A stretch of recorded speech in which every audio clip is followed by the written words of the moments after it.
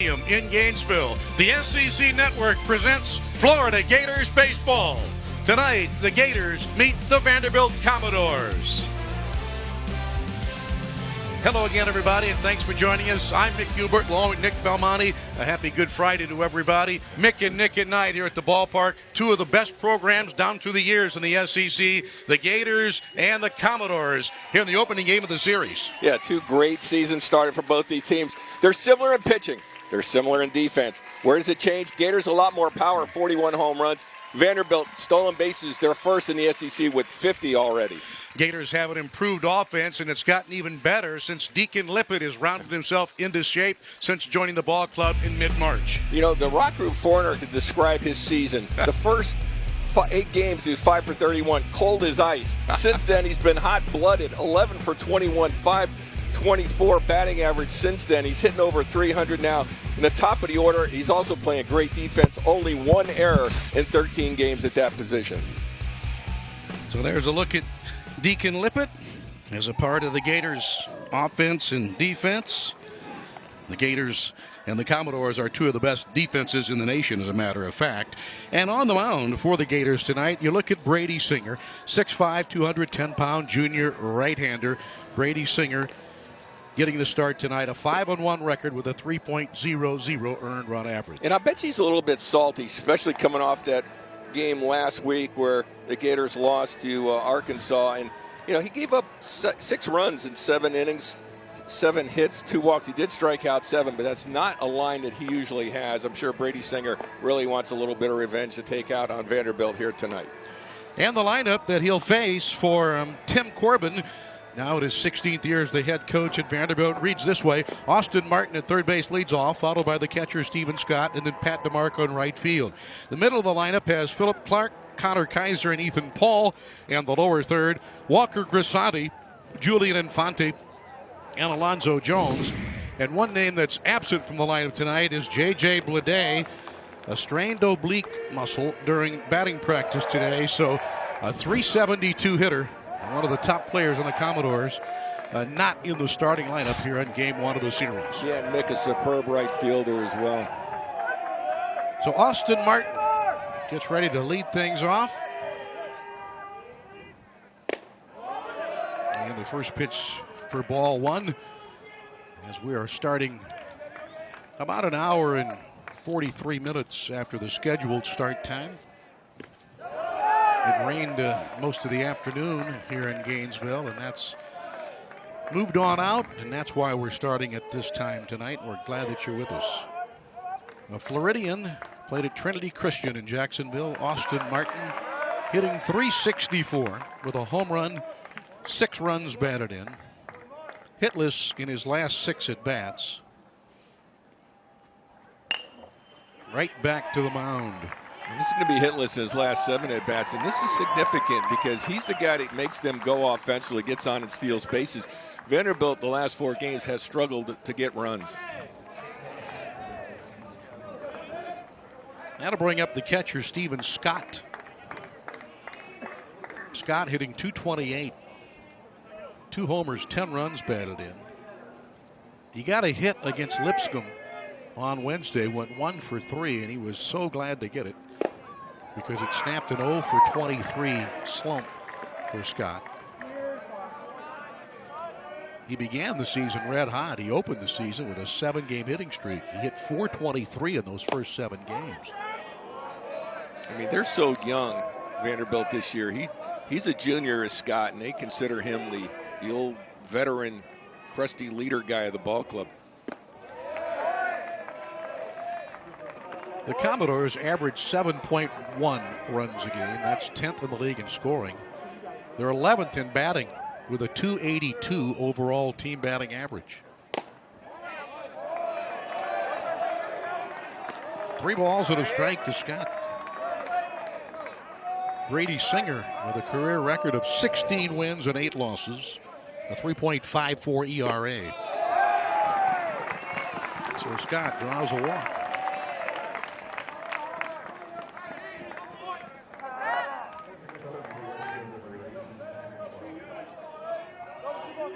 Here's a look at Kevin O'Sullivan. Sully Relaying the signals on to the catcher, J.J. Schwartz. Yeah, Schwartz was calling his own game earlier in the year. In the last couple of weeks, they've reverted back to Kevin O'Sullivan calling the pitches. Pat DeMarco now the hitter. DeMarco from Winder, Georgia, hitting .343. 2 homers and a team-leading 20 runs batted in. And Schwartz goes out to talk now to Singer. Yeah, DeMarco just a magician in the outfield and really has come on with the bat. Become quite the complete player, hitting .343. He is 16th in the league in hitting. They have so many good young freshmen on this team. Right in there for a strike this time. A ball and a strike to DeMarco. DeMarco was drafted in the 24th round by the Yankees last June.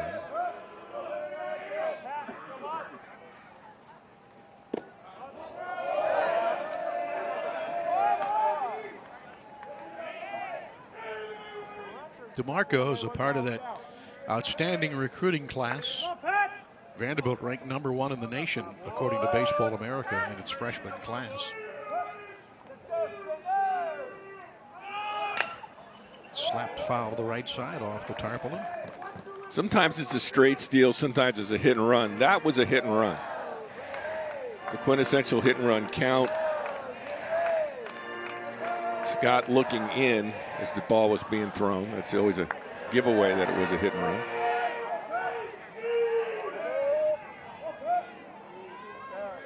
Two balls, 2 strikes to Pat DeMarco.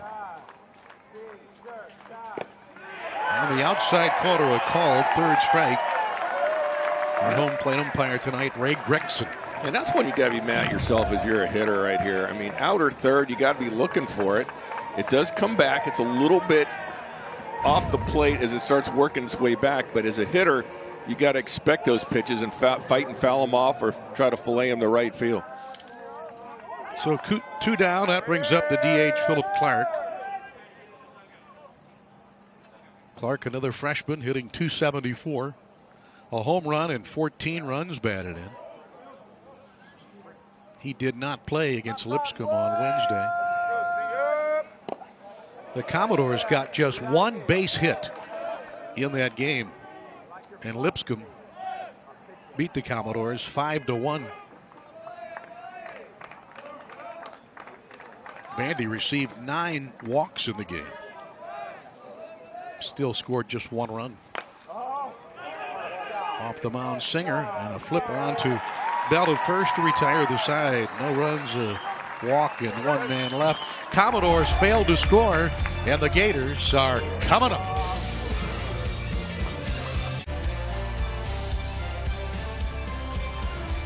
Bottom half of the first inning now. After the Commodores failed to score, the Gators come calling. For Kevin O'Sullivan, here's how he wrote the lineup tonight. Deacon Lippett at shortstop to lead off, followed by the DH, Nelson Maldonado, and then third baseman Jonathan India. The middle third has Will Dalton, J.J. Schwartz, and Austin Langworthy, and the lower third, Blake Reese, Keenan Bell, and Nick Horvath. On the mound for the Commodores is Drake Fellows, 6'5", 205-pounder, a sophomore from Joliet, Illinois, 4-0 record, a 2.16 earned run average. Yeah, look at those numbers there. 40 strikeouts in 33 1/3 innings. Commands his 3 pitches. The fastball, he'll get it up there to 94. Slider, he'll run that up there as high as 82, and the changeup at 81. He's one of these guys that, look, he's already beaten 3 top 25 teams this year, so he's a real deal. Gators have their work cut out for Mr. Fellows. The Gators come in averaging 7.2 runs a game. That's 6th in the league in scoring and 9th in batting at .287 for the Gators. Florida with a 22-5 record, 4-2 in the SEC. That's trailing Vanderbilt. The Commodores are 5-1 in league play and 17-8 overall. So here now is Deacon Lippett. And you can see what he and his buddy Jonathan India have done in these last 6 SEC games. They've been on fire, whereas the rest of the team in league play has struggled. Overall, the Gators are hitting 37 points under their season average. They're hitting .250 in league play, but the scoring is about the same. 7.2 overall and 7 runs exactly in league play. Lippett is hitting .308, a home run and 11 runs batted in. Went 1 for 4 against Florida State on Tuesday night. The Gators beat the Seminoles again. Beat them 1-0 in a game that was played in 2 hours and 6 minutes before over 9,600 at the ballpark in Jacksonville on Tuesday night.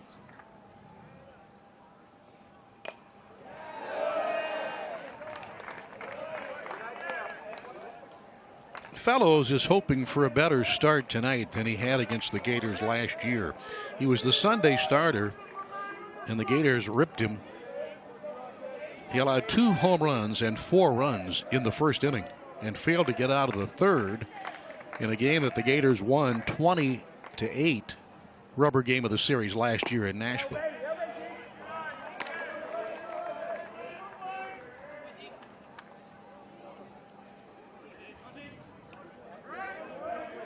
Two balls, 2 strikes. Lippett slaps it off to the left side. And that's what he does. He'll give you long at bats, especially his first time up. Lets his teammates get to see the different pitches the starter throws. And since he's been the starter lineup, he really has given a calming effect to this whole lineup. They had Will Dalton, the power hitter, for a lot of the year there, but Will wasn't a true leadoff hitter. This guy, Deacon Lippett, is.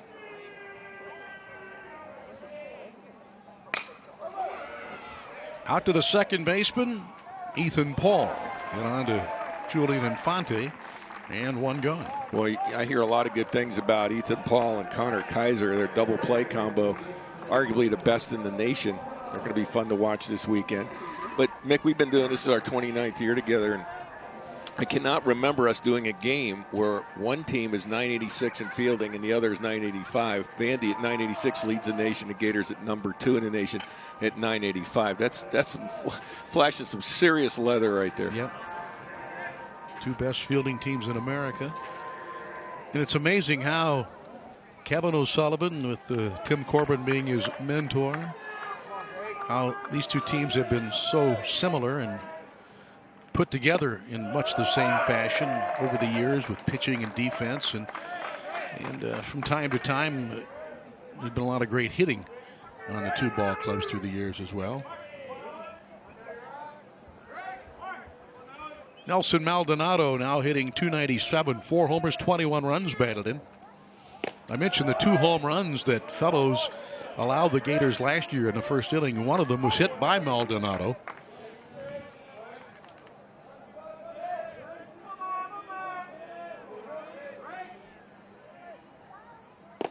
Maldonado had a career high 4 RBI against the Commodores in the game last year on April 15th.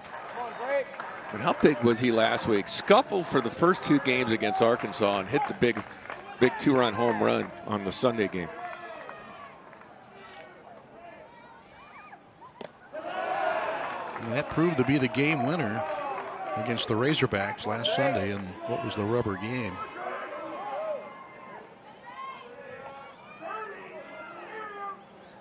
Two-run home run in the 8th gave the Gators a 5-4 win.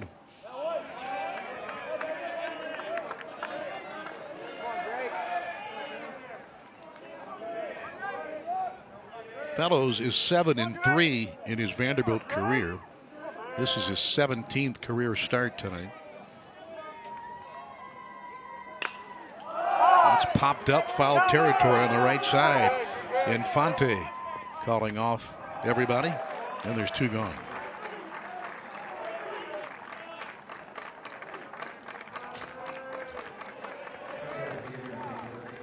So that'll bring up the Gators' hot-hitting third baseman, Jonathan India, in the 3-hole for the 2nd straight game and leading the SEC in hitting at .430. 9 homers, 22 runs batted in, and steps in with a career high 12-game hitting streak.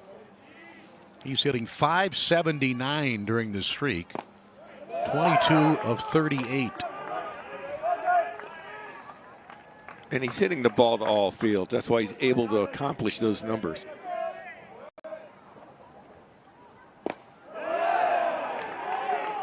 Well, you could tell where he wanted to go with that pitch. He wanted to go O-dome.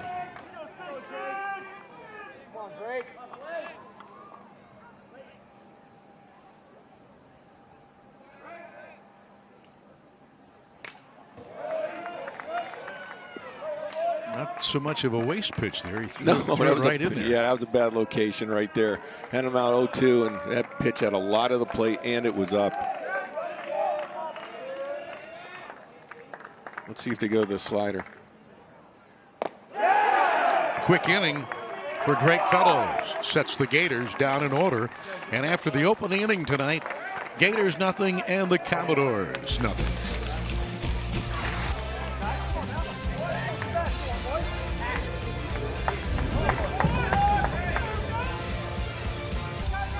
Top of the second, a scoreless game, and there's a look at Tim Corbin.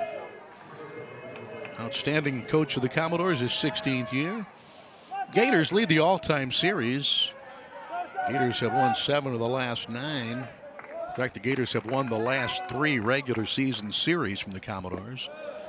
And under Kevin O'Sullivan, the Gators have won 24 out of the 36 games played between these two teams.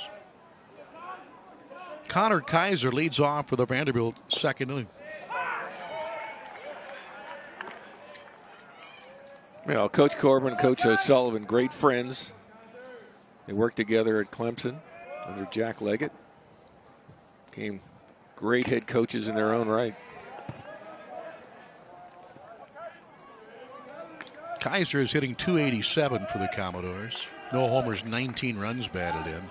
He's scuffling right now. His last 4 games, just 1 for 10. He had a 21-game on-base streak snapped last weekend. He went 1 for 9 against the Gators in last year's series. A junior from Overland Park, Kansas. He was a high school All-American there in 2015. As a sophomore, his team won the state title in 2013. So the second strikeout tonight in as many innings for Brady Singer. That ball just two-seam with late life run in over his hands and way late on it. That's a nasty pitch right there. You're looking for a slider away and you get that. Just really no way to catch up to it. Now Ethan Paul. Paul hitting .281. Has hit 4 home runs to lead the Commodores in round trippers. Has 27 RBI. A junior from Bellevue, Washington, who's hit in his career 13 home runs.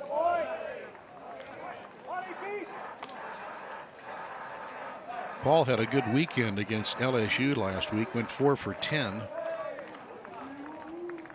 Vanderbilt winning the series. They took the rubber game 1-0 in a game that was played in 7 innings. The Commodores open league play. They went to Starkville and swept Mississippi State. Beat them 5-0, 10-1, and 4-3.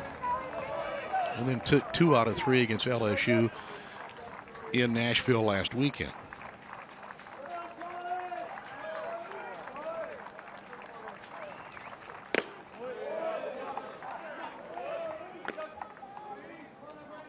Be a little more difficult for the defense on a night like tonight. A little mist in the air. Ball's going to be slick. It's going to be hard to get a handle on throws.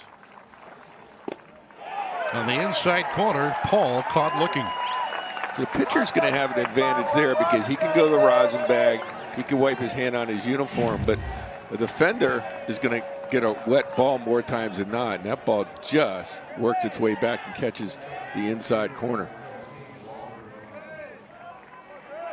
That's a pitch that a lefty will give up on because it looks like it's going to be well off the plate. He's getting a nice two-seam run tonight. Here's Walker Grisati. 3 of the last 4 Commodore hitters have struck out. Grassotti is in there hitting for the Commodores. 156 on the year. He's hitless over his last 16 at bats. You see the Singer pacing tonight. He's working real fast.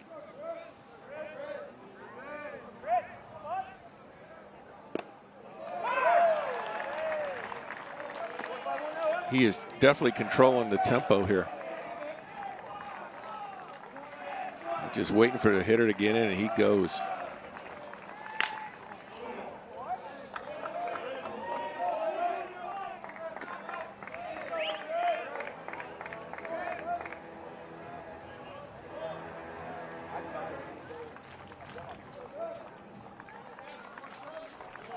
One ball, 2 strikes. And both teams did not, because of the tarp on the field, did not take infield, outfield before the game. So these outfielders, when they pick up the ball on balls hit to them, they're going to be picking up wet balls for the first time tonight. That's slap foul left side. And what that means is a hitter out of the box, if you think you can get 2, you want to chance it on a night like tonight. You want to push the envelope, go from first to third, or go from first to second if it's hitting the gaps. Go ahead and make these outfielders pick up wet baseballs and make good throws. It's going to be difficult. It's going to be fun to watch, see what happens.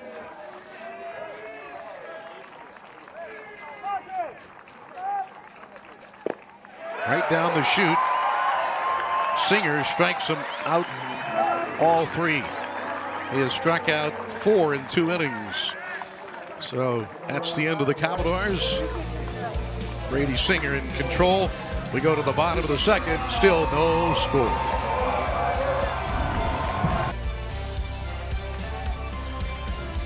No score here at McKeithen Stadium as we go to the bottom of the second. Those light towers in the background, that's over at Percy Beard Track behind us, where they're still running in the Pepsi relays, the Florida relays, which are going on back there. Been going on throughout the day, and it's been a rather wet day. They're continuing over there, so a lot happening on campus. But can you run good track for good times in misty weather? That is the question. Been a long time since I ran a good time on a wet track. Well, in listen, when I went over there one year when I was a student in the Florida relays and watched a guy named Steve Williams tie the 100-meter dash record in weather just like this. So the answer is yes, you can run this a world record time in a misty rain. Well, here's Will Dalton.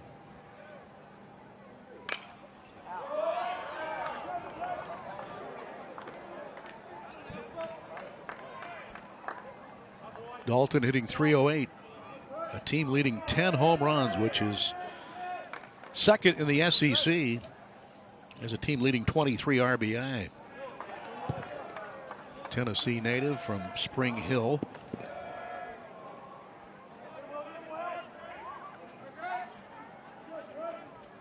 Dalton 1 for 3 against FSU on Tuesday. It was a double. And a nice breaking ball by Drake Fellows for his second strikeout. Yeah, that breaking ball is nasty, and if he gets ahead of Gator hitters, he's going to be very tough tonight. Look at him dig. Try to get here. You can see his slider grip. And that's a hard slider. Well, it looks fastball out of the hand. That brings up J.J. Schwartz, hitting .282, 7 homers, 21 runs batted in. You can see that last pitch, same grip.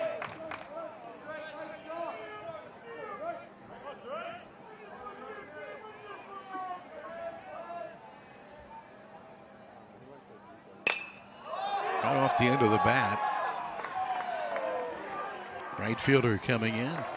DeMarco to make the play. Quickly 2 gone.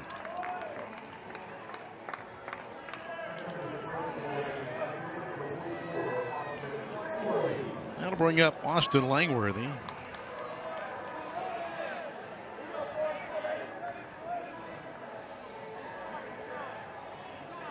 Langworthy hitting .265, has 8 runs batted in, and got the game-winning RBI for the only RBI against FSU on Tuesday night in a 1-0 win.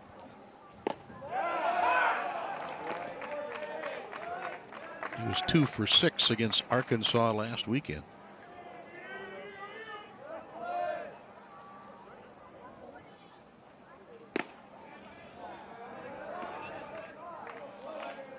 Langworthy had a big day against the Commodores last year on April the 15th.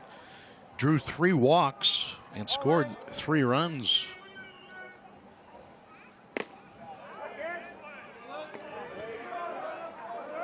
He had a good week against Vandy and FSU last year. He was named the SEC Freshman of the Week a year ago on April 17th. He went 7 for 17 in the games against the Commodores and the Seminoles.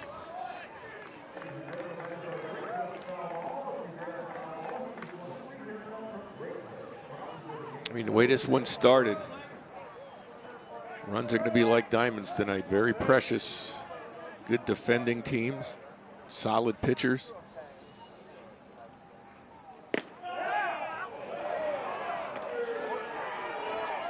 The key for Vandy is going to be getting their speed guys on base to open up some things. The Gators would like to get this guy in the stretch. The 3-2 pitch. And Langworthy draws a walk to keep the Gators alive here in the second. That's Florida's first base runner of the game.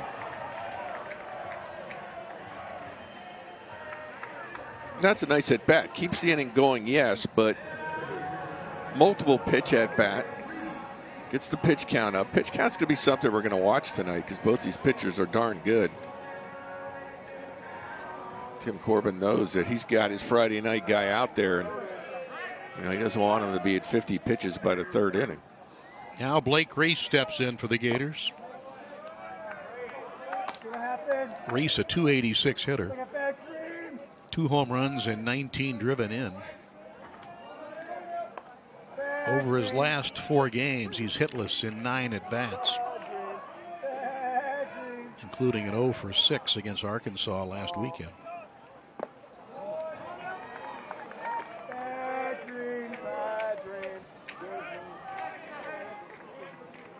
Yeah, that's really the first weekend he's scuffled.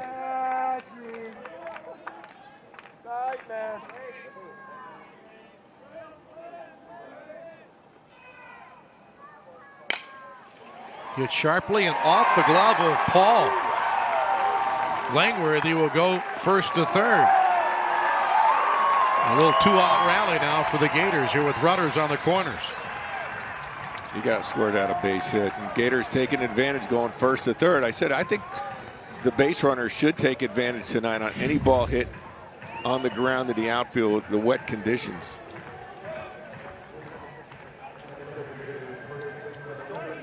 You're going to see Paul's going to lay out, but he's just not going to get it.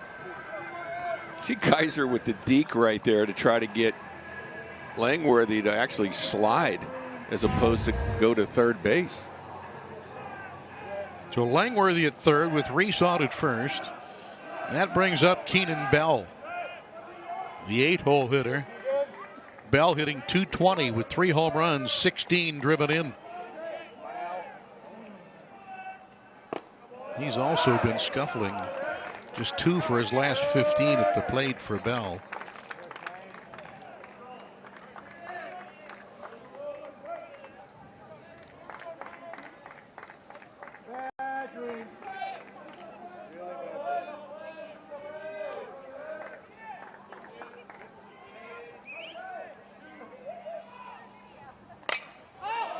Well, he popped up left side, long run.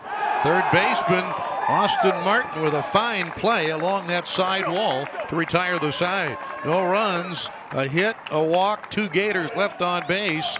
And after 2 complete here at the MAC, still no score.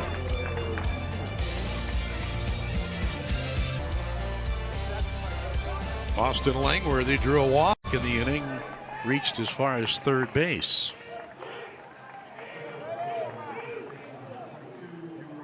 Watch Langworthy here. The ball's going to go by the second baseman, Paul. But what Kaiser, the shortstop's going to try to do, he doesn't realize that Langworthy already saw where the ball was. He's going to fake a double play to get Langworthy to slide to keep him from going to third base when the ball went in the outfield. Of course, Langworthy, the play was in front of him. He saw it get through, but had he not, that may have worked. 1 ball, no strikes to Julian Infante, Commodore first baseman.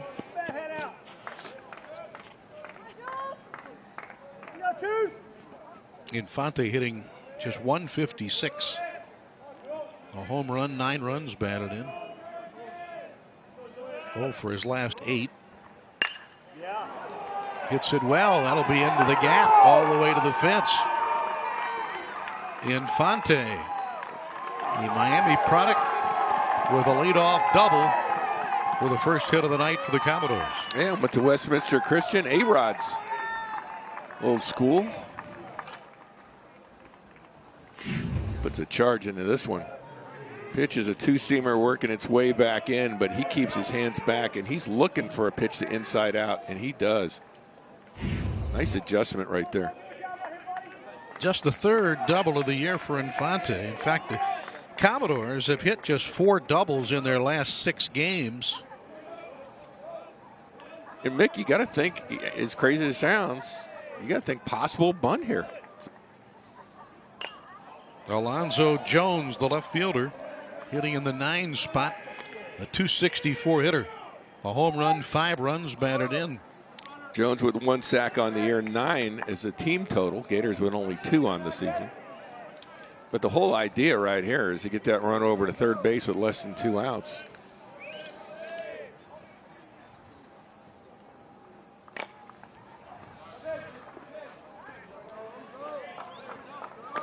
Well, Singer gets in front of him now, 0-2 rather quickly. Yeah, he's going to go for a strikeout pitch here.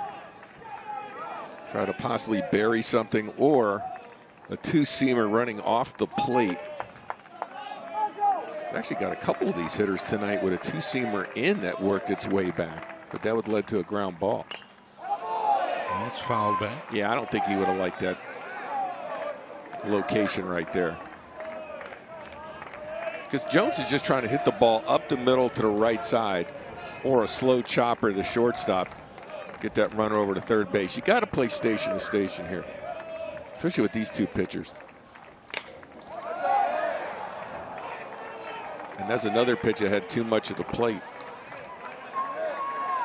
But you got to credit Jones. You know, he still had to fight it off. Commodores have been good on the road this year. They've played just 5 road games, but they've won 4 of them. Could you go up the ladder here? A little too much. Yeah, that's what they were trying.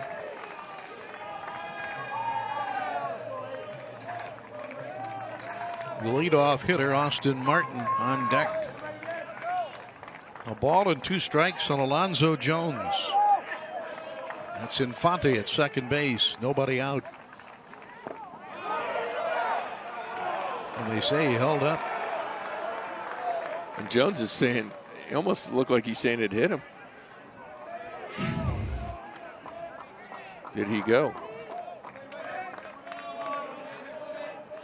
Yeah, that's a nice job. If you could teach yourself to do that, take the front hand off that bat, you will always check your swing. Going to get the runner to third. Reese to Bell. And everyone in that team is going to shake his hand when he comes in the dugout. There they are.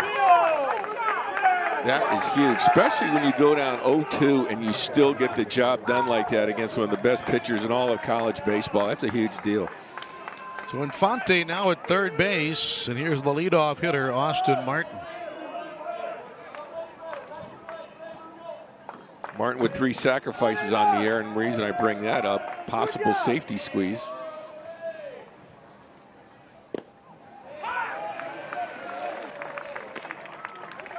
Martin was retired on a comebacker to Singer in the first inning.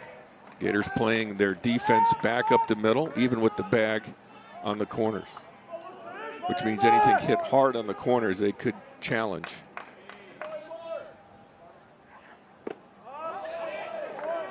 And one would think with Infante at third, they're going to go on contact, anything hit on the ground.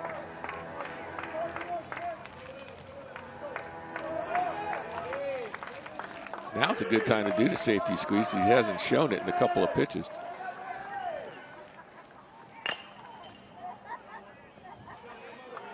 So 1-2 on Martin. Number 2 right here, 1-6. Martin had a career high 4 hits against Presbyterian on February 20th. He turned 19 years old last Friday. Singer hoping for the strikeout on the 1-2 pitch. And they got him. Big strikeout for Singer there. Oh, that's huge right there. Unproductive out with a runner at third and less than 2 outs.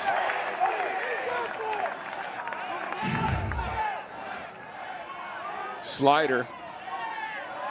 Ooh. He may have held up.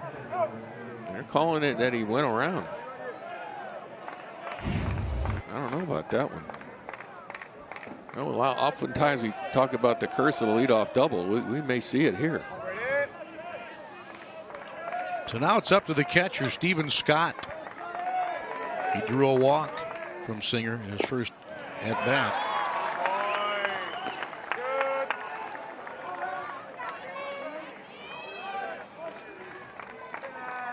Scott from Cary, North Carolina, was captain of the football team in high school as a senior.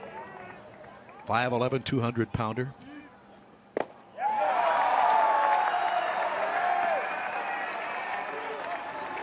Cary, North Carolina, home of Team USA baseball, women's and men's. And I do believe they played a Division II College World Series there.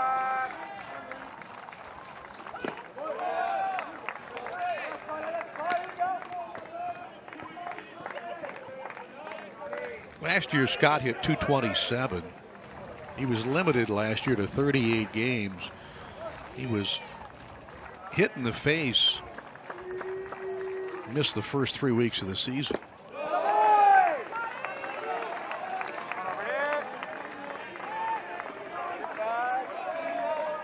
Two balls, 2 strikes. Infante at third base for the Commodores now with 2 out. The 2-2 pitch. Slapped it foul, left side.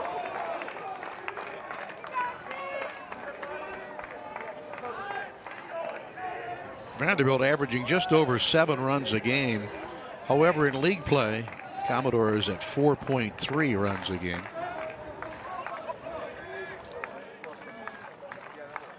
The DH for the Gators, Nelson Maldonado. He's trying to get out of harm's way of that foul ball. He called that pitch earlier. That's why Singer's 4 steps towards the dugout. You can't do that, though, if you're a pitcher. You got to wait till it gets called. That probably is a strike. But, you know, let's face it, these guys are young. They'll learn, but umpires don't like when you do that. 3 balls, 2 strikes on Stephen Scott. And he got him with some heat. Striking out 2 more. His 6th of the game. A leadoff double, stranded on third base.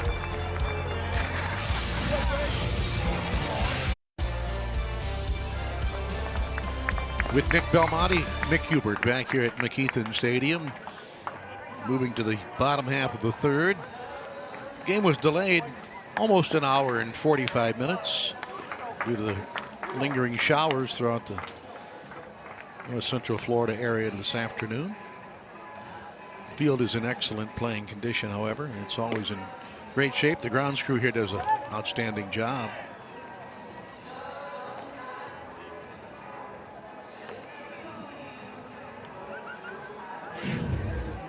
Here's a look at the Commodores between innings. Yeah, they do a lot of choreographing through the years. I mean, this is not just this year. This, you know, you ever heard of Busby Berkeley? Well, if you Google him, you'll see it's a lot of Busby's stuff. But they have a lot of fun. They go out there and warm up between innings. They've been doing that for years. And the crowd they love it, especially on the road, too. They get a big kick out of it. I remember doing their warm-up routine one time, a game I had in Auburn, and the Auburn fans were just loving it. Nick Horvath leads off in the bottom of the third against the right-hander Drake Fellows. Horvath hitting .284, 3 homers, 16 runs batted it. He's 4th in the league in doubles with 9. Walker Grisanti there to make the play, 1 away. Yeah, Grisanti in the lineup because of J.J. Bleday, who I mentioned is a pretty darn good outfield, along with one of their best hitters got scratched after batting practice because of a oblique issue. But Grisanti gets the good jump on that ball that was hit. Looked like it was hit better than it was, but it was off the end of the bat. He made a nice read on it. So back to the top of the lineup now for Deacon Lippett. Lippett retired on a ground ball to the second baseman in the first inning.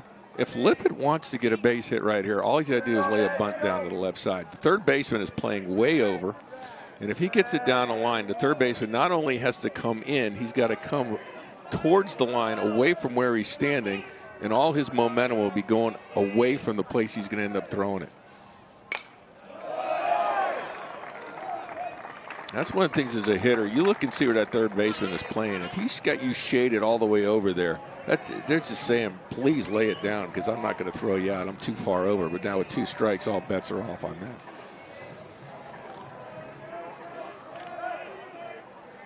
'40th pitch coming here from Fellows.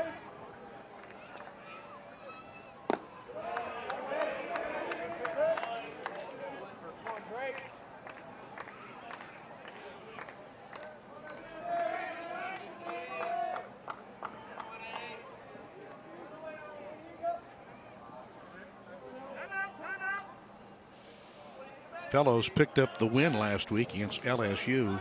Scattered 5 hits, allowed 2 runs. Got him on the breaking ball.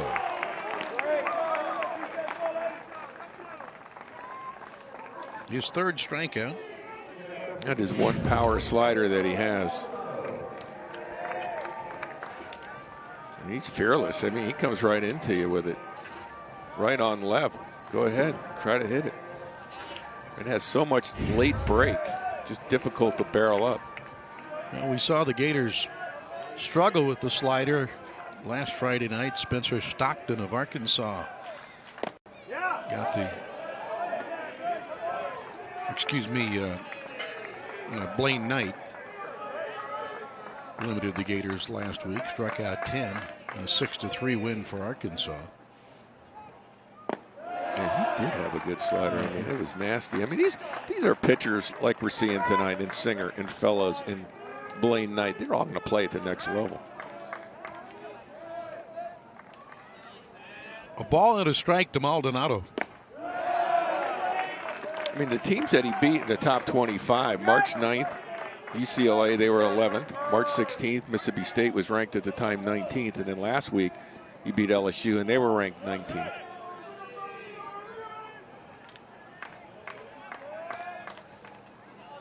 Maldonado hitting .294. Ball popped up, will be out of play down the right side. It's good to see him, at least if he's fouling off going that way. He's getting a little pull happy lately. When Nelly's going good, he sprays it around. I mean, he's like pretty consistent. Just the last couple of weeks, he's seems like he's trying to pull the ball a little too much. The 1-2 pitch from Drake Fellows. That evens the count. Maldonado was 2 for 11 against Arkansas last weekend. 3 for 12 in the opening weekend against South Carolina.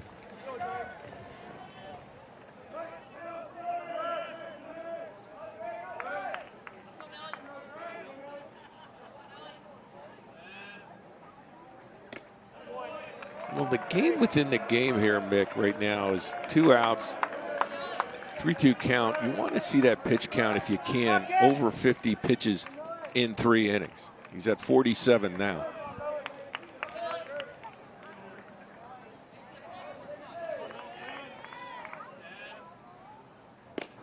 And a high breaking ball called strike 3. Maldonado back to the bench. The inning is over. Pitchers in complete control here tonight as we go to the 4th inning, still scoreless. That was opening day for most clubs yesterday in the major leagues, and look at the SEC dominance. 85 former Southeastern Conference players on the 25-man opening day roster, way above every other league. And the Gators well represented, as are a number of clubs in this league, putting alums on the major league opening day rosters. Pat DeMarco bounces one to Jonathan India, and look at the scoop by Keenan Bell, flashing the leather at first base. Well, that was an error saver. And when you're fielding 985 like the Gators are, second in the nation coming into this ball game, you need guys at the back end to save you on some of your throws. India a little off balance because he had to go up and get it. Didn't get his footing. You can see there was no momentum going towards the throw. So therefore, not enough on it. Bell went down and got it. So 1 out here in the Vandy 4th inning, and the DH Philip Clark now hits.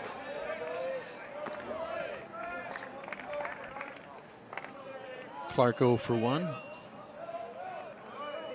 on a comebacker to Singer.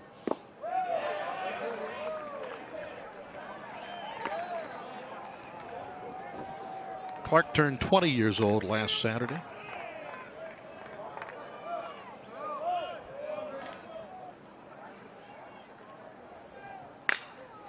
Hit sharply but foul.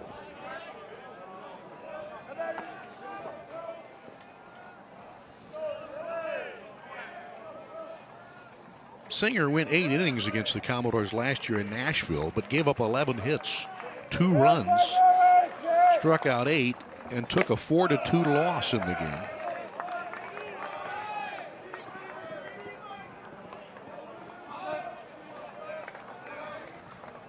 Two and 2 on Clark, and he blows the fastball past him.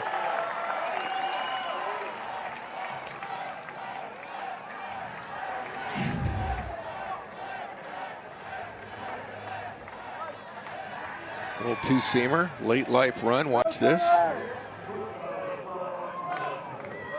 So the 7th strikeout tonight for Singer. I mean, he is just absolutely getting it and going. The hitters cannot feel very comfortable here. By the way, the career high for Singer is 12 strikeouts. He did that against LSU and couldn't have picked a better venue to do it in TD Ameritrade Park last year in the College World Series Championship Series. Hit toward right. Will Dalton going over near the line, makes the catch, retires the side. Another 1-2-3 inning by Brady Singer. And we go to the bottom half of the 4th inning in a pitcher's duel here to bottom of the 4th. No score. Young Gators enjoying the game tonight. You're never too young to learn the Gator chomp, is the moral of that story.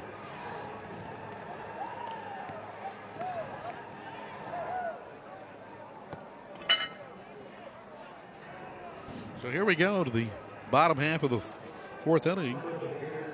The Gators will have the 3, 4, and 5 hitters coming up. Jonathan India, followed by Will Dalton, and then J.J. Schwartz. And this is where it gets interesting sometimes. Jonathan might be sitting on a fastball, trying to ambush something here. Let's see if that's what he gets. Or would they go slider to him first pitch thinking the same thing? They do.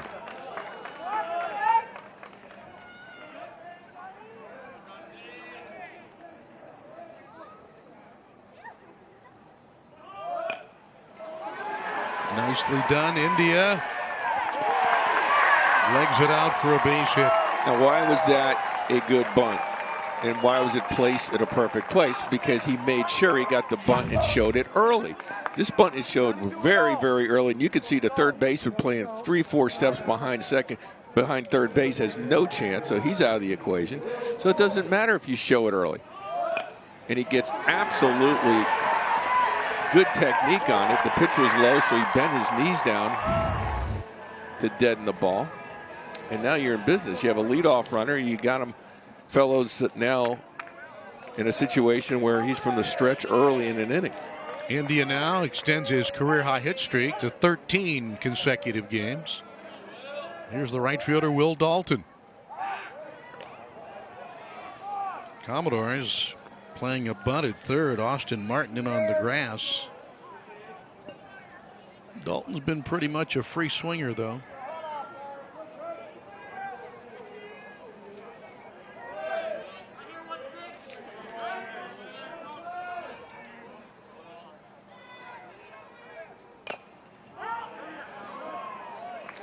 The Gators have 2 sacrifice bunts this year. That ranks next to last in the nation. Out of 297 teams.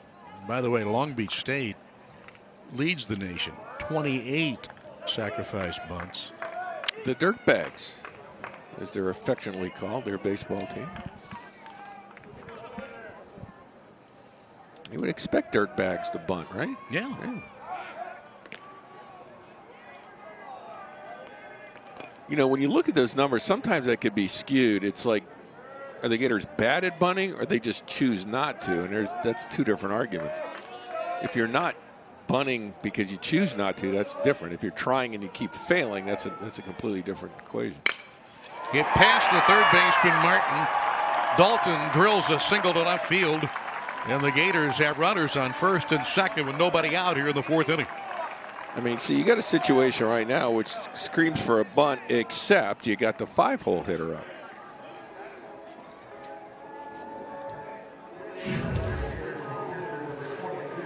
Nice job. Pulls his hands in there, barrels it up.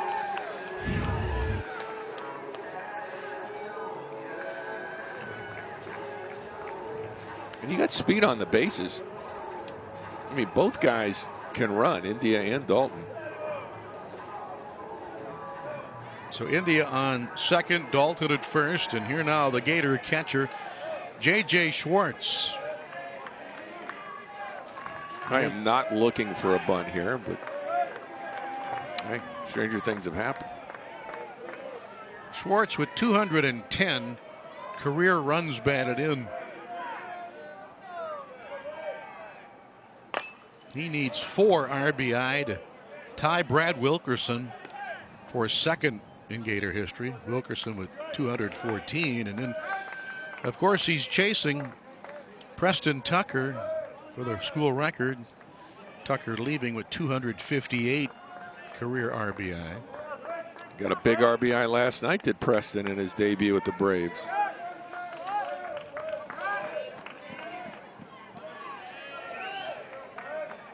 No balls, 1 strike. Scott stayed right with it. Boy, he did. That really saved them 180 feet of real estate. He just absolutely holds on to that slider too long. That would have been second and third. Nobody out in a 1-1 count to J.J. Schwartz. And now you still got the double play in order because of that save. J.J. with 44 career home runs, 5th most in Gator history.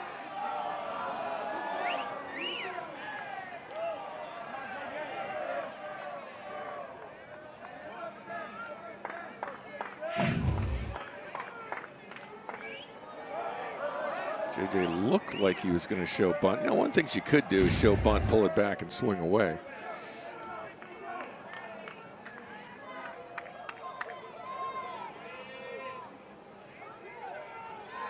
Ball 1 and strike 1.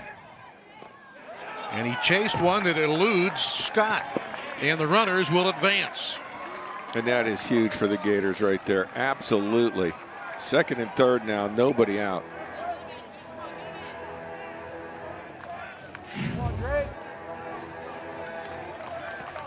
Slider again, and just went under the glove. And that's one of those where as a catcher, you're going to look back at it and go, man, probably should have slid out there instead of trying to backhand it. And you can see he's kind of mad at himself right there. But the bottom line is second and third, nobody out. And by the way, J.J. Schwartz is the Gators' all-time career leader in sacrifice flies. 19 of them in his career. He's 0 for 1 tonight with a fly ball to right field. They're playing a defense back here with nobody out. India at third, Dalton at second. Drake Fellows in a jam. Well, I tell you what we have seen this inning, once he got in the stretch, that slider not as effective. He's just not mechanically in a good position to repeat that pitch like he was from the full windup. And he has not yet made the adjustment.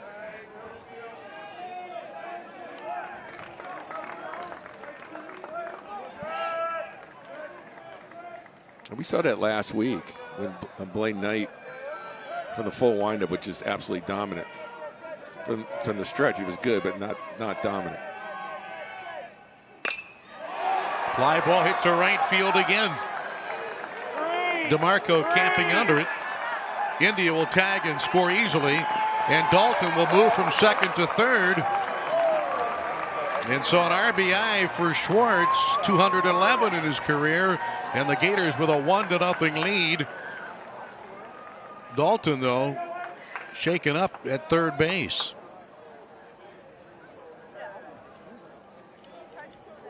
Yeah, he went in and slid kind of funny into third base, and looks like he's going to be okay.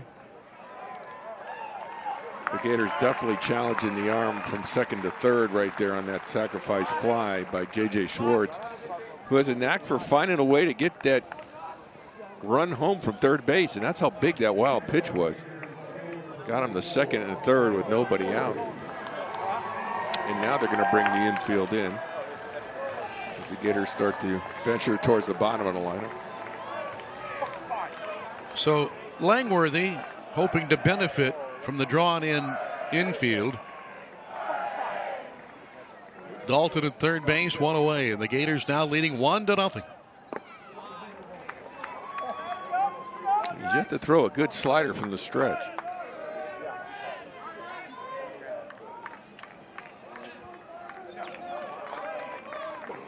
The hitter, you're looking for something to elevate, and like another sac fly if you can. Langworthy drew a walk in his first plate appearance tonight.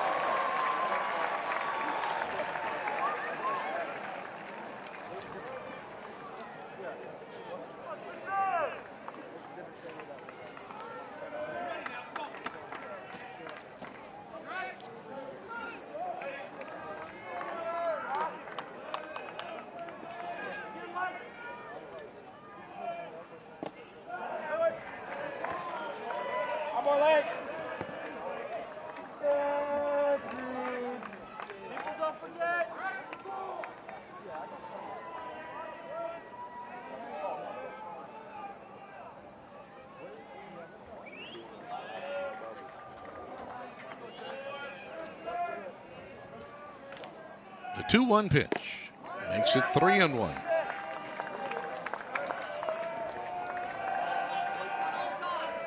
Langworthy's got to sit on a pitch right here. One pitch, one spot. Something he can drive.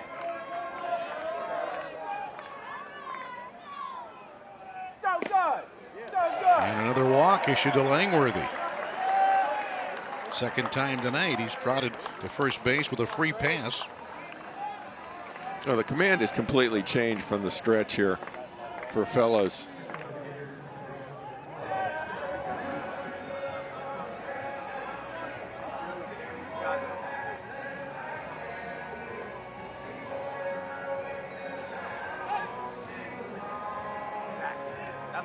So now here's Blake Reese. And that was Coach Corbin bringing the third baseman up, expecting a possible safety squeeze here. Reese singled to right in his first trip to the plate in the second inning. A breaking ball right in there for a strike.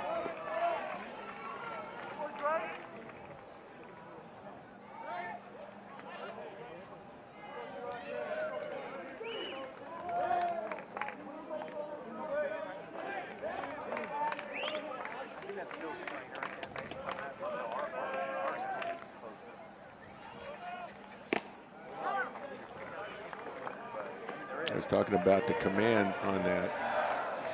Since he's gone to the stretch, nothing like it was from the full windup.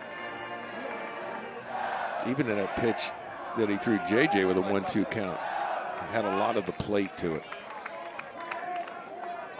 Reese hitting .293.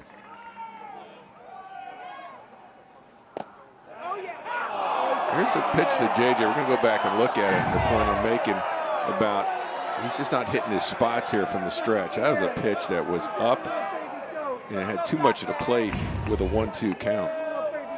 And normally with a full windup, he would just throw him slider because it was nasty from the full windup.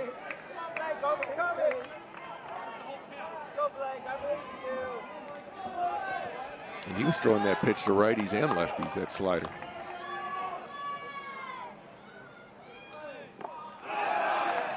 That's the best slider he threw since he's gone to the stretch, and that was a dandy, and it was much needed at that time. So you tip your cap to Fellows here. He comes up with a nice pitch.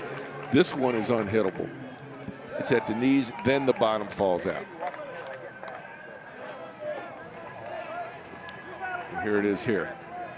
And the bottom just falls right out. As a hitter, you're thinking you're going to get something neat, a waist high. So that was the best pitch that he's thrown since he's been to the stretch in this inning. Now his pitch count is 66. And Keenan Bell now hits with runners on the corners, but 2 away. Yeah, if you're the Gators, you really want to be greedy here, not settle for the 1 run. The inning began with a bunt single by India and then a base hit to left by Dalton. So far, just the 1 run. But Dalton remains on third, Langworthy at first.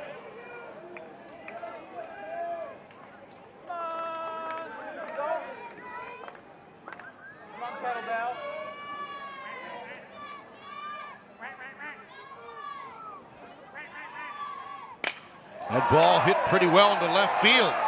The left fielder back at the track.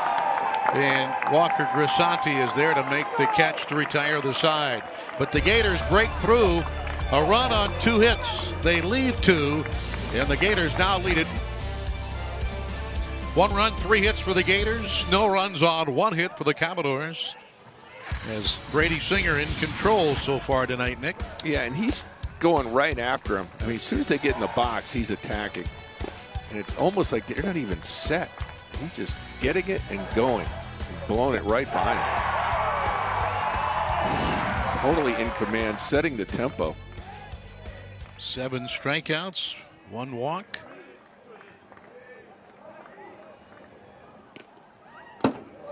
.64 pitches thrown through the first 4 innings. And here in the Commodore 5th, it'll be Ethan Paul, followed by Walker Grisanti, and then Julian Infante.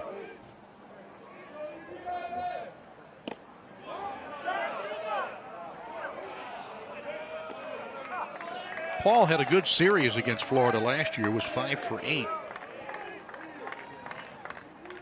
Hitting .278 on the year. Had a big day against UMass Lowell this year. It was back on February 25th. Hit a grand slam home run, one of his 4 hits in the game, and he had 7 runs batted in. In fact, the grand slam home run he hit that day came on a 3-2 pitch with 2 out.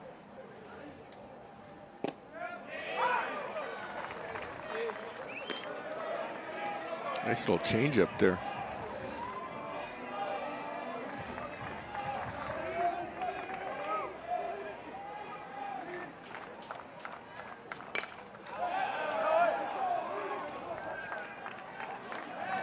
Paul had 2 hits in the same inning in a game against Mississippi State on March 17th. He hit 2 home runs in the same game against Cal State Northridge on March the 5th. This one's fouled out of play again.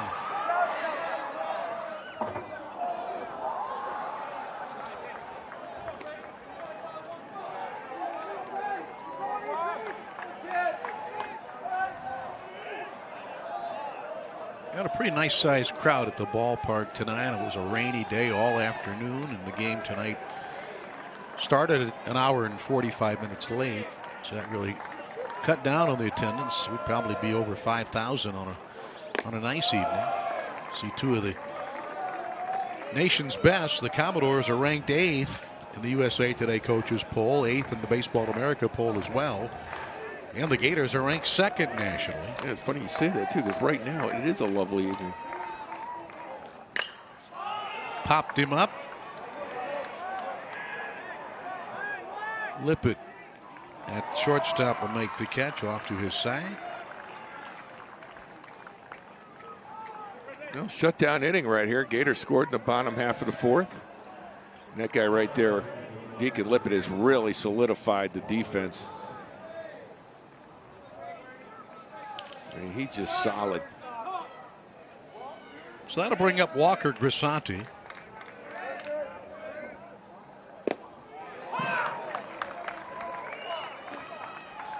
His grandfather played football at LSU and also played professionally with the Los Angeles Rams.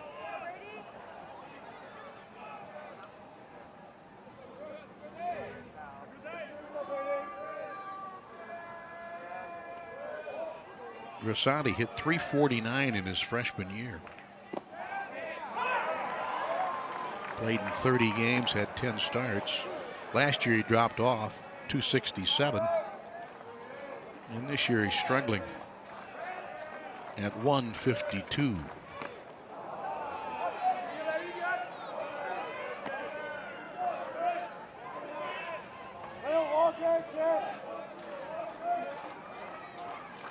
Right-hander Brady Singer trying to go 6-1 on the year. And picks up his 8th strikeout. And as dominant as he's been, 4 2/3 innings, the pitch count now at 76. And the reason is, as you see that exploding fastball. Anytime you have a lot of strikeouts, your pitch count is going to be high. So 2 away, and here's the first baseman, Julian Infante. Breaking ball right in there for a called strike. Now watch Singer right now. As soon as that hitter gets in, he's ready to go. As soon as that hitter's going to put his hand up, but now he's ready. And the hitter has no time to breathe. There's a mental clock a hitter has. And he's not used to, as soon as he actually steps in, the pitcher is going to start throwing. Usually a hitter will go in there and take a few practice swings, look out there, and Brady's just waiting for him to get in. It's just hard to get his timing, isn't it? Right. I mean, this is the longest he's waited. But if a hitter's not used to this pacing, he just doesn't feel comfortable. He's trying to slow him down as best he can. And I'm sure Tim Corbin's saying, hey, he's quick pitching. We got to make him take his time. It's all on the hitter. It's all waiting on the hitter here.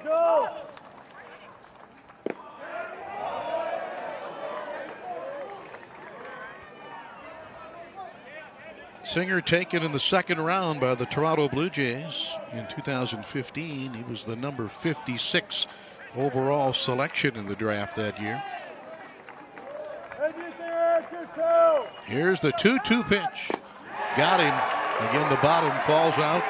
9 strikeouts in 5 innings tonight for Brady Singer as he leaves the mound with a 1-0 lead.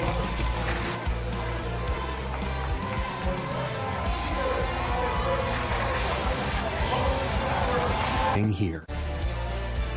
So far, all smiles in the crowd tonight for the Gators. Pitchers duel, though, 1-0. The Gators lead as they come calling here in the home 5th inning. Gators finally breaking through last inning against the starter, Drake Fellows. J.J. Schwartz, sac fly, brought home Jonathan India.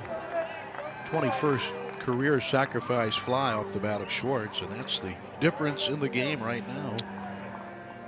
And here in the bottom of the 5th, it's the bottom of the Gator batting order. 9-hole hitter Nick Horvath leading it off. Yeah, Fellows has been a tough customer. He really has. Kid out of Joliet Catholic. Same high school as Rudy Rudiger. Foul back.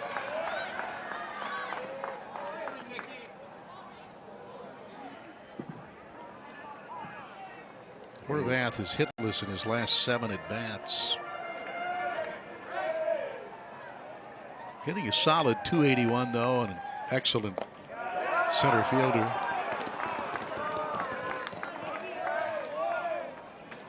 Here at McKeithen Stadium this year, the Gators are 16-2 and hitting .323 in this ballpark. They're averaging 8.3 runs a game here at home. But scoring on Friday night is tough all around the league.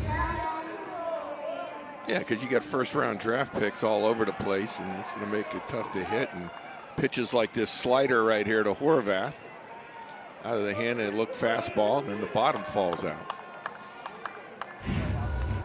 In the opening game of the SEC weekend series, the Gators are hitting just .232. They've won 1, they've lost 1.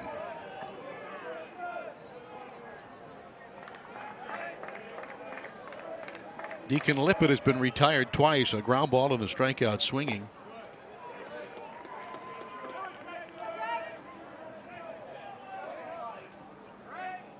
Lippett suspended for the first 14 games, and then when he came back on March 17th, he started the year going 0 for 10.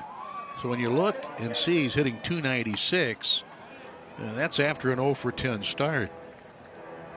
Now it's interesting, the last time he was up, the third baseman was playing well over. This time he moved towards the line and in. Now with 1 strike, the third baseman is back over. Now again, if you lay it down third baseline, that's a tough play with that third baseman moved all the way over towards his left. He takes strike 2. And Lippett's a good bunter too. We showed one of his bunts that he beat out for a base hit last weekend against Arkansas.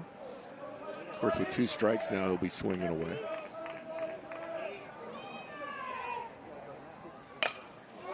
Slow roller charging in. Paul at second base. And Infante can't hold on. Again, the speed of Lippett factors in. And the Gators have a base runner. Yeah, it's a tricky throw for a second baseman when you're coming in and you're that close to first. You really can't put that much on the throw, because if it's off just a tad, but that one looks like it hit him right in the glove. Yeah, he just missed it. You know, sometimes you're in close like that, you'll throw it and it'll be a couple inches to the left or right, and you just can't make the adjustment because it's too quick. But that one hit him right in the glove. And that's a rare error for Vandy. Commodores committing an average of 0.52 errors a game. That's just their 14th error in now the 26th game of the season. Again, they came into this game tonight leading the nation in fielding at 986. The Gators were nipping at their heels, second nationally at 985. And don't be surprised if the Gators don't put on a hit and run somewhere in this sequence, maybe to get Nelly to think right side. And you got speed at first. Maldonado, 0 for 2 in the game.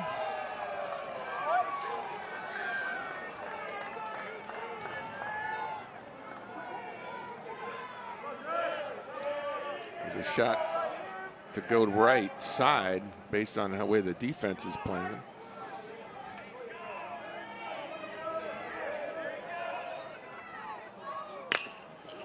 Hit sharply and off the glove of Martin into left field.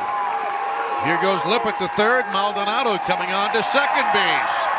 And the Gators now runners on second and third with one gone here in the fifth inning.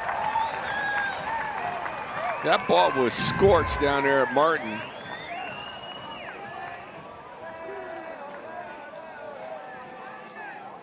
But you can see Craig Bell is sending him all the way, and then Maldonado is a good, smart base runner here because he's going to read it too, that he can get to second base on this. He does not stop at all. Great base running. Keeps you out of a double play too. At least the traditional variety.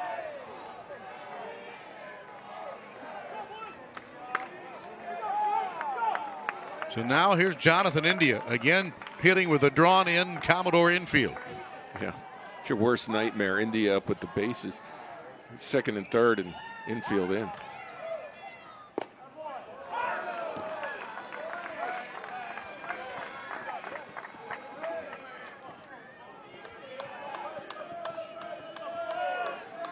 They've scored that a single. I had written down double. I thought Maldonado had earned a two-base hit on that ball, but right now it's listed as a single. Well, yeah, he never stopped, and if you look at that play, to me it was a double. Look out! That's a wild pitch. Lippett will score. Maldonado on third, and it's 2-0. Well, this has been an ugly inning for Vandy, no question about it. That's the frustration right there.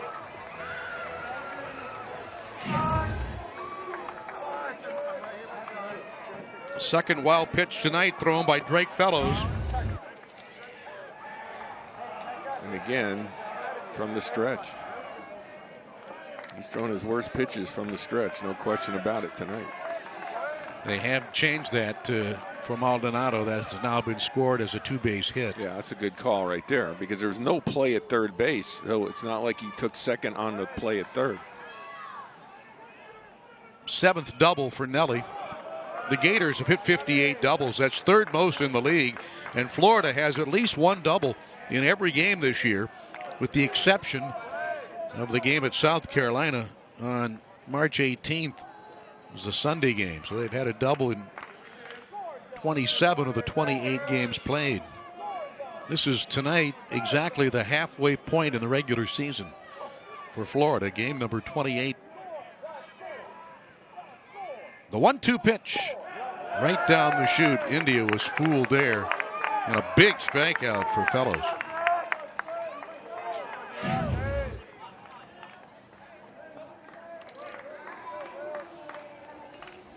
Yeah, he's looking for something else, no question. That ball was in the perfect spot. And now you have a situation where you don't have to give in to Dalton with 2 outs. Dalton has struck out swinging, and he's also singled.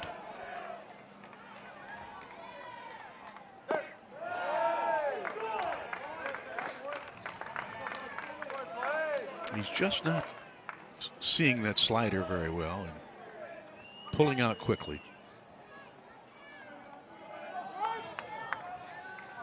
Dalton hitting .312. Leading the team with 23 RBI. Back-to-back sliders. Let's see how they play it here. He hasn't looked good on the first two. Do you go back and go 3 in a row? The Sid Thrift theory says yes, you do. Gators have scored 2 runs tonight without the benefit of a hit with runners in scoring position. And Dalton strikes out, so a good bounce back by Fellows to get India and then Dalton on strikes. And after 5, it's now 2-0. Singer, who has given up just 1 hit tonight while striking out 9 on 81 pitches through the first 5 innings. So Singer to face the 9-hole hitter. And then the top of the order for the Commodores here in the top of the 6th inning. That's Alonzo Jones making his way into the batter's box. That breaking ball comes in and hits him. He started to swing, held up, and got hit right on the cleat.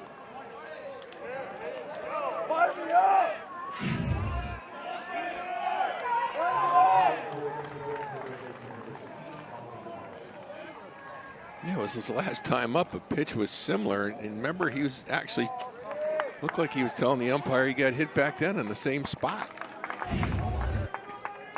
But this time it counted. So a leadoff runner for Vanderbilt. Now here's Martin. And Martin hits a deep fly ball into left field. And right at the track, Langworthy makes the catch. Again, the ball seemed to jump off the bat, and then the bottom fell out of it right on the track. Yeah, night like tonight, ball's not really going to carry. And it looked like this ball, he got on the screws off the bat, just a little bit down off the barrel.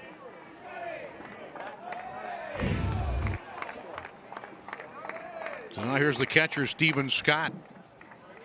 He's walked and he has struck out. And remember, Vanderbilt still in a position where they can send their speed guys. It's only a 2-0 ball game, and you can't just abandon the things you do well. The only problem for Vanderbilt is not a lot of base runners tonight. They've only been caught 8 times all year. Yeah, 50 out of 58. And Jones 9 for 9. Close play, but back at first.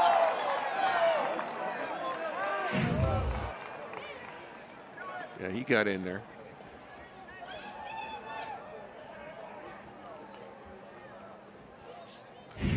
That's the area you want to go if you're getting your lead. You want to work the back end of that base when you dive back.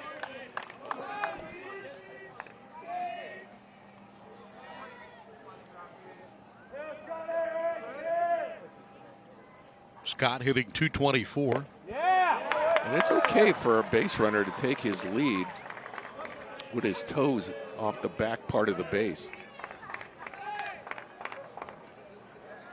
Because the back part of that base right there actually lines up with the middle of second base. Most people think it's absolutely perfectly aligned. It's actually not.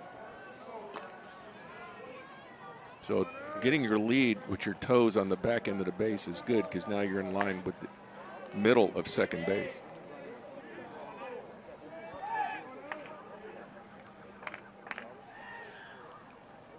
Pitch number 85.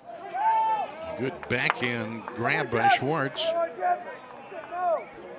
Now, sometimes Schwartz doesn't get enough credit back there. He blocks balls pretty well this year, and I've noticed that he's doing it a lot better than he has in years past. And also this year, if you look at the stats, there have been no pass balls against JJ. We're approaching halfway through the season here.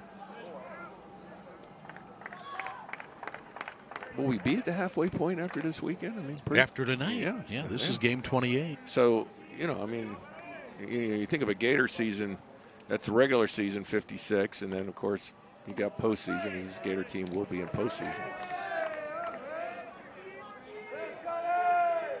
Here's the 1-1 pitch. Here's a deep fly ball hit to right field. Dalton going back and makes the catch in foul territory. Hang a star by that play by Will Dalton. That is not an easy play for a lot of reasons. You're running fast, you're negotiating the wall, then you're trying to bring something back into the ballpark. Because when you're running, you're not 100% sure if you're in fair or foul territory at this point. You think you have an idea, but you're looking straight up. So you may or may not know if you're bringing it back in the ballpark from a home run or just a foul ball. Schwartz went out to talk to Singer. Nick, they've hit 2 pretty good fly balls, the last 2 hitters. And both of those balls off the bat looked like they were going to carry out of here. So now here's Pat DeMarco hitting third in the lineup. DeMarco nothing for 2. Called out on strikes in the first inning. And then out on a 5-3 ground ball. Keenan Bell made a great play at first base to save an error on a throw from India. I say they got it. They've got to Jones here. 9 for 9 stolen bases. That's part of the fabric of your ball club. 50 out of 58, first in the SEC. They're a top 10 stolen base team in the nation. Get them down there in scoring position with 2 outs. Because they're not bunching hits off a Singer, that's for sure.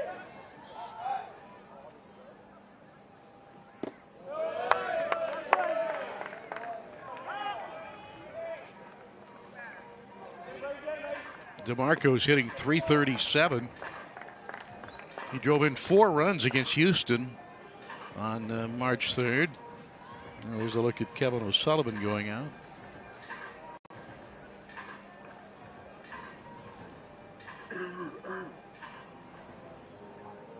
.88 pitches from Singer tonight. He averages right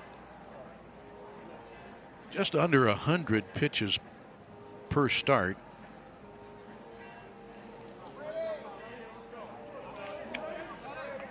Singer had his longest outing of the year last Friday, threw 118 pitches, going 7 innings against Arkansas.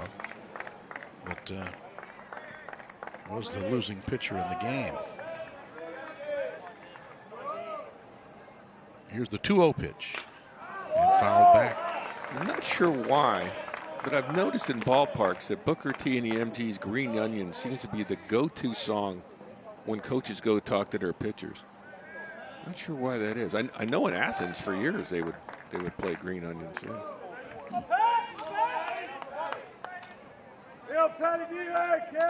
I must have missed that. Yeah. That's fouled out of play.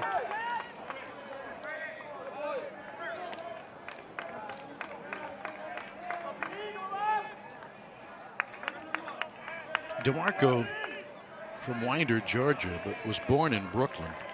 His dad, Paul DeMarco, played baseball at St. John's. Now the 2-2 pitch. Just missed a full count. You can see Brady's reaction. He really wants this pitch. He should. But it just missed. Good plate discipline right there. Singer has struck out 9.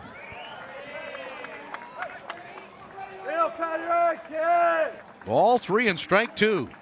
And he got him chasing a high fastball to retire the side. He hit Jones to lead off the inning, but Jones stays at first base as the inning comes to a close. Gators in the lead, 2-0.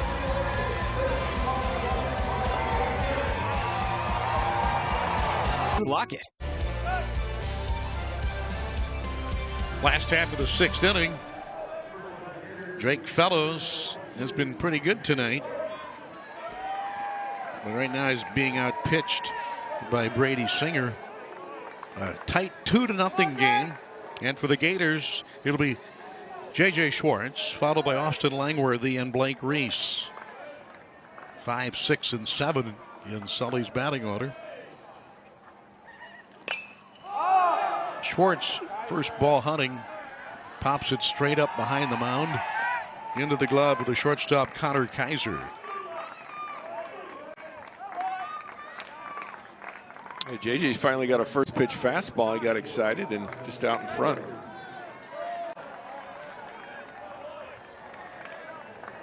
So that'll bring up Austin Langworthy. It's been a walk in the park tonight for Langworthy. Free pass in the 2nd, another walk received in the 4th. Still hitting .265. You know, you look at Fellows right here. In his bio, it says that in the movie about himself, he would like the actor Seth Green to play him. Now, he's 6'5". Seth Green, I looked up, is 5'3". Really? I guess CGI has to come into play here. Well, they can do a lot in television. That's what I'm saying. You know? Yeah. I think Helen Hayes played the Queen of Scots. And, she was a tall lady. Not Helen Hayes, but the Queen of Scots.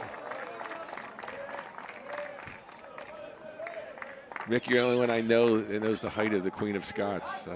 I'm at a loss. That's impressive. Slapped foul. Nick, as you know, after 29 years working with me, there's a lot rattling around up here. Yeah. In both of our heads. Yes. And you never know when, it's kind of like the popcorn in the pan. You never know when one's going to pop out. That's true. There's no question about that. Here's Paul. 2 out. Well, Fellows knows this. His team's only gotten 1 hit tonight against Brady Singer, and he has no margin for error. And he has pitched well.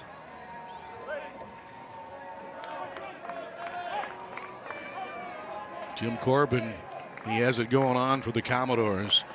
Vandy in the last 6 years, including this season, 252 wins, 106 losses. And in 2013, 14 and 15, those 3 successive years, the Commodores won more than 50 games in each of those 3 seasons. I mean, he is Mr. Commodore Baseball. No question.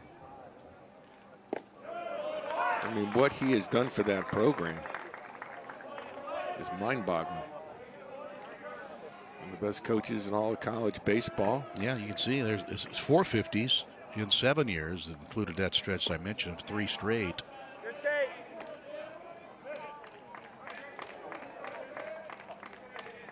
Back in the early days of my career at Old McGugan Field, pre-Tim Corbin, way before Tim Corbin, used to broadcast on top of the third base dugout. There was no press box behind the plate. On a rainy night like tonight, I was awfully wet. Still 2-0.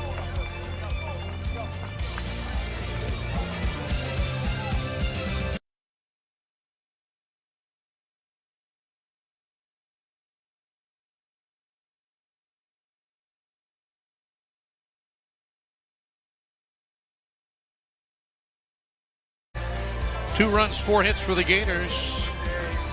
And for the Commodores, no runs on 1 hit. So we come now to the top of the 7th. Brady Singer with 10 strikeouts.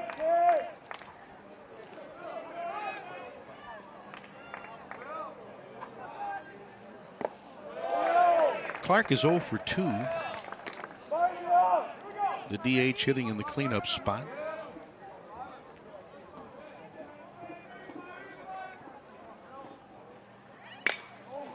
That ball hit on a line to right and over the wall. A line drive home run for Philip Clark, his 2nd home run of the year. And the lead, just like that, cut in half.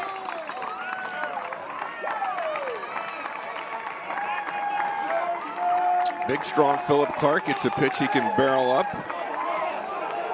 It's one of those where you get topspin on it. That ball, the line drive, just kept going. You can see it's the top part of the ball,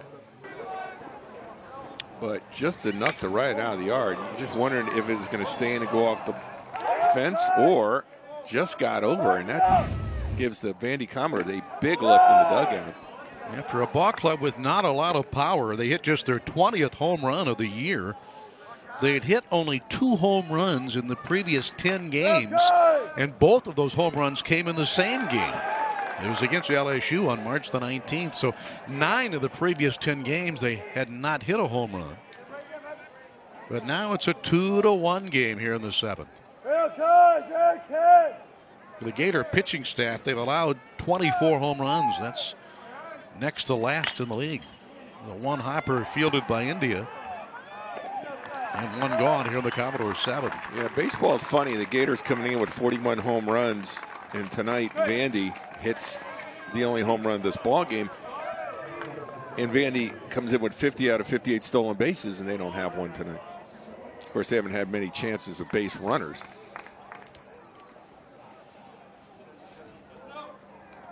Now here's second baseman Ethan Paul.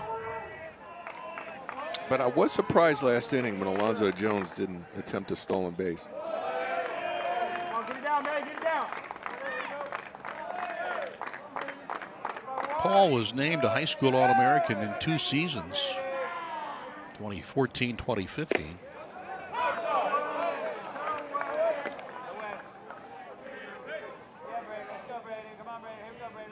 Pitch 100 on its way here.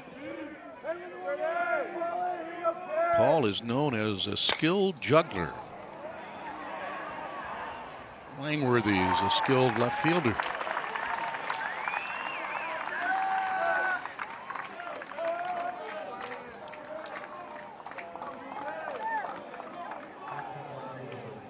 So 100 pitches for Singer. He's got 2 out here in the 7th inning. And now Walker Grisanti.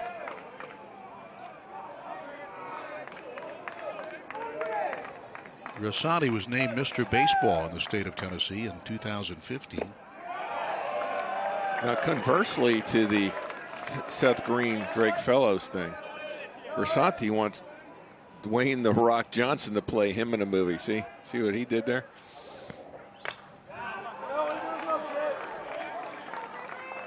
I'll get the #1 action figure in all of the movies, and that'll be the guy.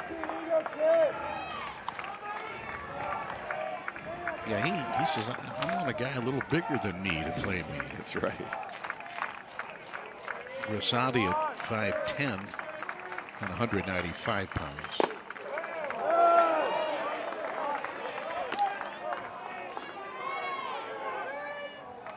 Because Brady wants him to smell what he's got cooking here tonight.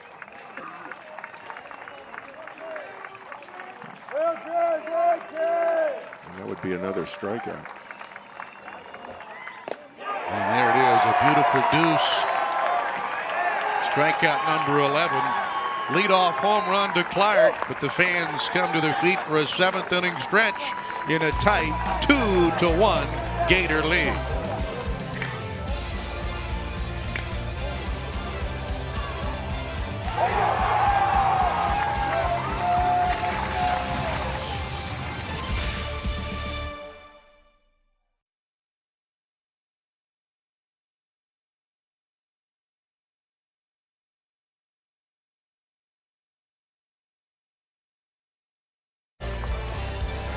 Now there's a look at the line score tonight. Single runs in the 4th and 5th for the Gators. And a run in the top of the inning for the Commodores as the Gators with a 2-1 lead here in the last half of the 7th inning. The attendance announced here tonight, 3,781. 3,781. It's a rainy day today. This has been a great ball game. Well played. Great pitching. Keenan Bell, Nick Horvath, and then leadoff hitter Deacon Lippett against the starter Drake Fellows. Fellows 95 pitches in 6 innings. Fellows with a 4-0 record. Brady Singer 5-1 this year for the Gators. Bell is yet to reach base tonight. He fouled out to the third baseman, Austin Martin, in the 2nd, and then lined out to the left fielder in the 4th inning. Walker Grisanti making a nice catch. Yeah, that ball that he hit to left field, he scorched it, but right at him.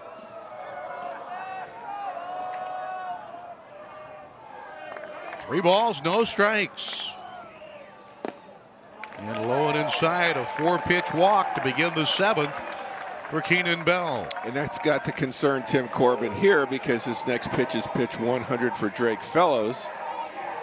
And not a whole lot of margin for error here, but the way Brady Singer is pitching, and of course you have Michael Byrne looming and could see history tonight with a save by him. But first things first, Gators want to add to this lead. There's some stirring out in the Commodore bullpen. So here now is Horvath. No sacrifice bunts for Horvath on the year. Third baseman Martin in on the grass.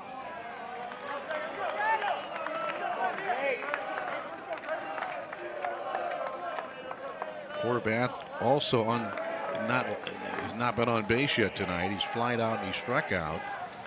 And now time is called as pitching coach Scott Brown makes a way out to the mound.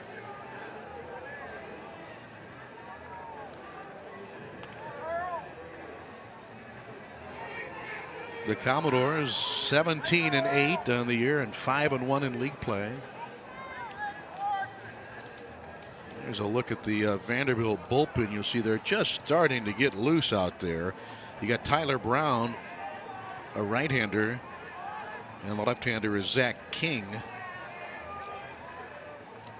Yeah, their throwing is in its infancy out there. They're not even on the mound yet.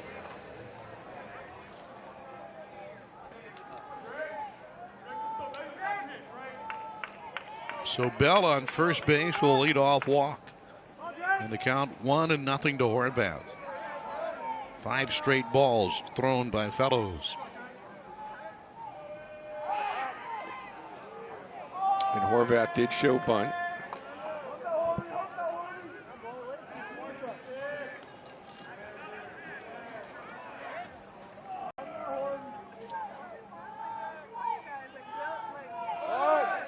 And there it is. Nicely done. Fellows' only play is on to first base. And so Horvath sacrifices Bell into scoring position now with 1 away. And what I was saying when you saw that stat about the Gators being low in the country, this is only their 3rd completed sacrifice on the year. Is it because situations haven't dictated it, or are you just bad bunters? And I think it's just the situation where situations just haven't dictated you needed a bunt. Because that was a nice textbook bunt right there. I know Lippett's a good bunter. Yeah, of course, the Gators. Blake Reese is a good bunter. Last year, the Gators hit 53 home runs for the season. Here at the halfway point of this year in the regular season, they've hit 41 already. They've had a lot better power numbers. Right, you have better power numbers, and therefore you're in situations where you're not going to be needing the sacrifice bunts. I think that stat's a little misleading, because I've watched enough games with you this year, Mick. We've done enough games where I have not seen an epidemic of bad bunting. It's just the situation hasn't allowed the Gators to have that bunting opportunity.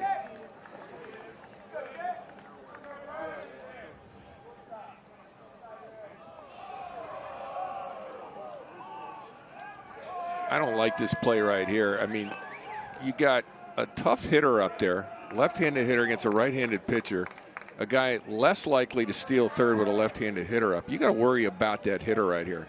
Don't divert your attention to that runner at second base. The Gators came into this game tonight 2nd in the SEC in slugging percentage.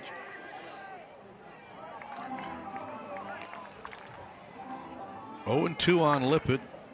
Without a hit in the game, he's 0 for 3. Lars Davis, the first base coach, still holding on to that foul ball. Just put it in his back pocket. Yeah, see, he wasn't going to throw it back to the pitcher. You just don't do that. Yeah. He didn't like what he saw in that ball and took it out of play himself. Veteran move right there, Lars. Bell at second base. 1 out. Lippett had a string of 8 straight games in which he drove in a run from March 10th through March 24th. In those 8 consecutive games with an RBI, he had 11 ribbies.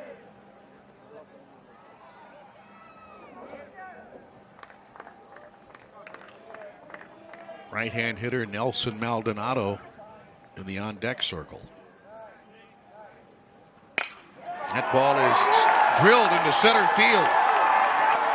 Here comes Bell being waved in, and Lippett sliding safe into second base. Legs out a 2-base hit, and the Gators now lead 3-1.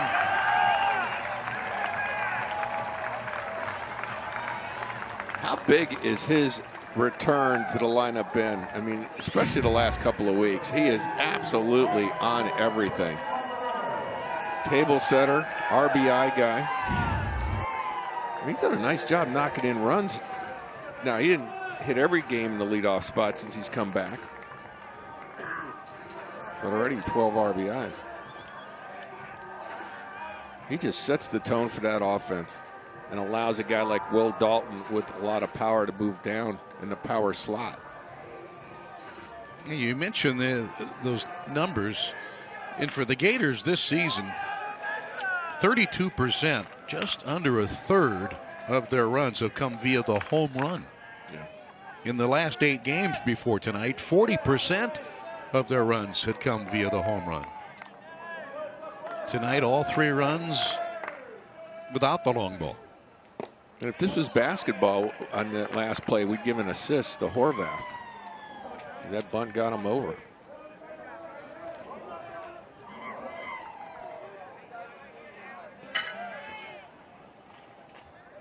Three runs on 5 hits for the Gators.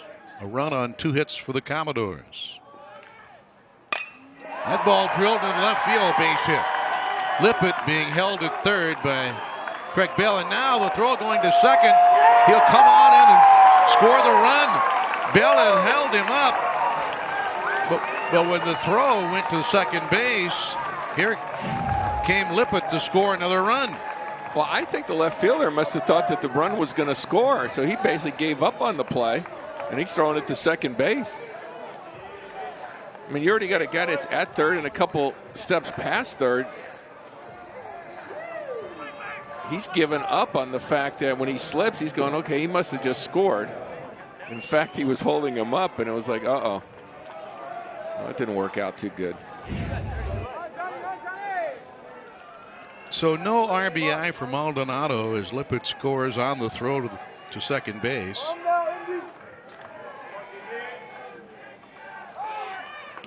And now a 3-run lead. Yeah, that's a weird scoring play because that's actually what happened.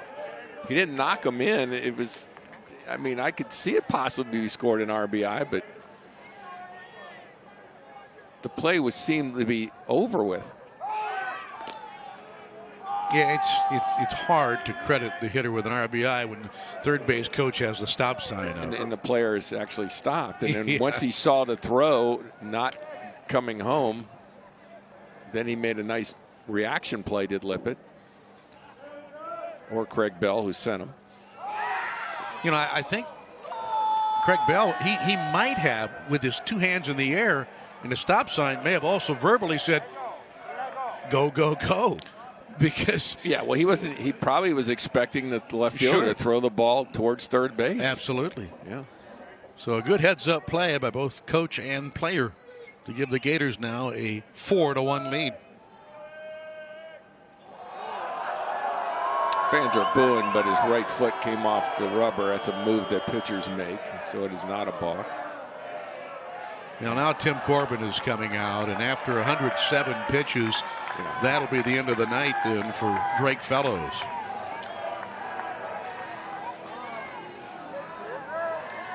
So Fellows goes 6 1/3. Has allowed 6 hits, 4 runs, 3 have been earned. He is responsible for Maldonado. New pitcher will come in for Vanderbilt, and we'll tell you all about him in just a moment.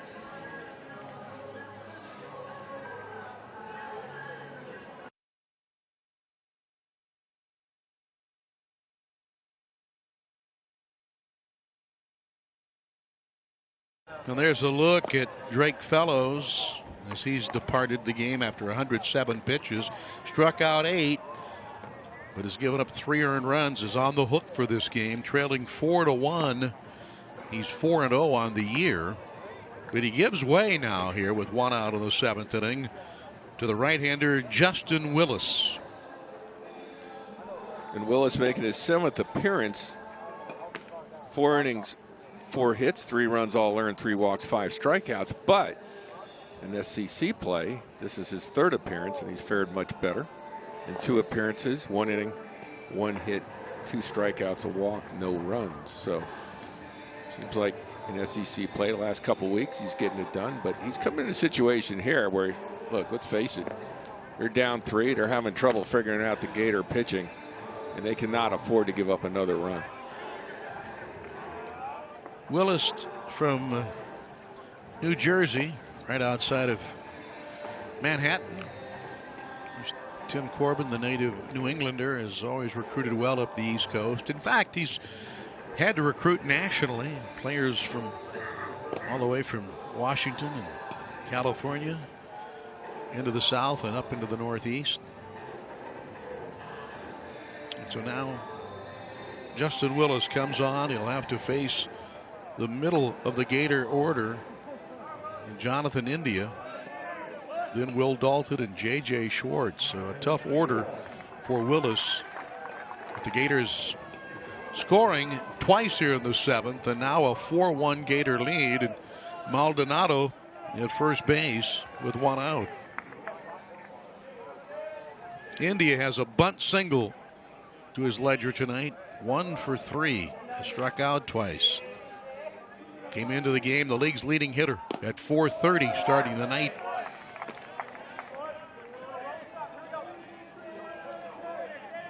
Over these 13 games that he's hit safely consecutively, 23 for 41.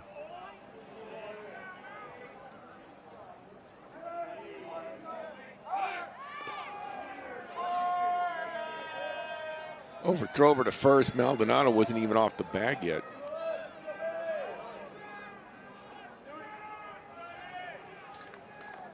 Gators with 2 runs on 2 hits so far here in the 7th.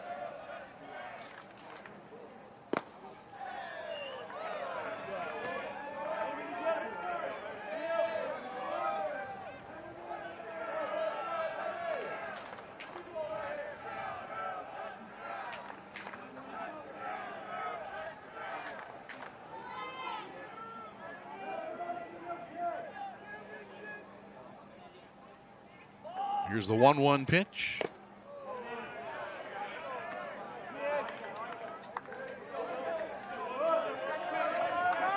This is an action pitch if they want to start the runner here.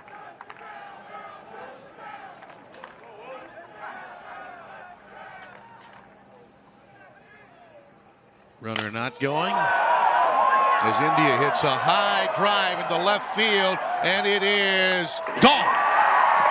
Jonathan India has hit his 10th home run of the year, 20th of his career, a 4-run inning, and the Gators now open a 6-1 lead.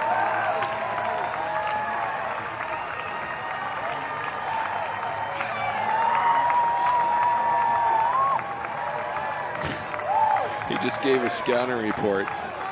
You read his lips right there. Apparently was not impressed.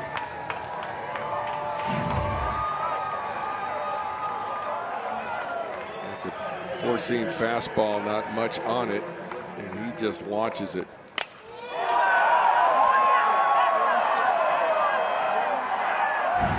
So right on cue and right on average.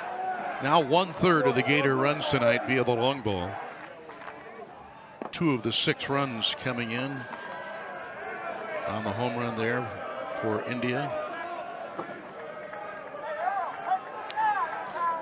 And you gotta be careful here to pitch to Dalton, otherwise you're going to look at back-to-back.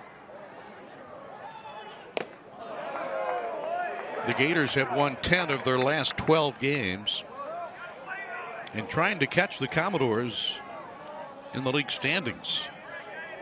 Entering the game tonight, Georgia was on top in the East at 6-1, and then Vanderbilt 5-1, with the Gators 3rd at 4-2. And that's a pitch out of the zone, that slider that Will Dalton's got to spit on, as they say. Just leave that alone, recognize it, take it, and wait for that pitch they hang or a fastball you can turn on.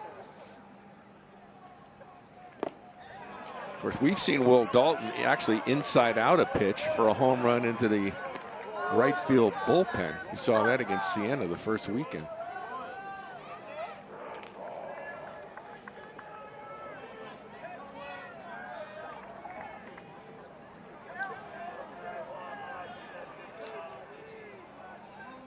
Three and 1 now to Dalton.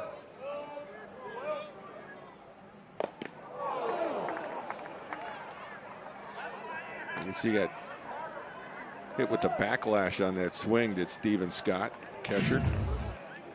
Watch this. Right on the helmet.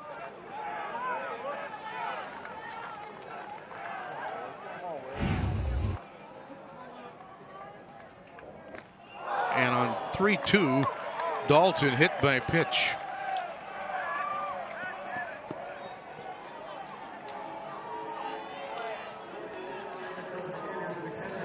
JJ, I'm sure he's paying attention and he's looking for something he can feast on.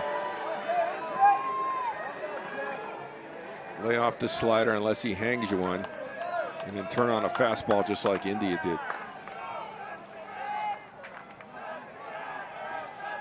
Schwartz without a hit tonight, but does have a sac fly RBI. 0 for 2. JJ hitting .276. Dalton with good speed at first. Still a threat to go. 5-run lead. Couple innings left to play. Still a good time to run.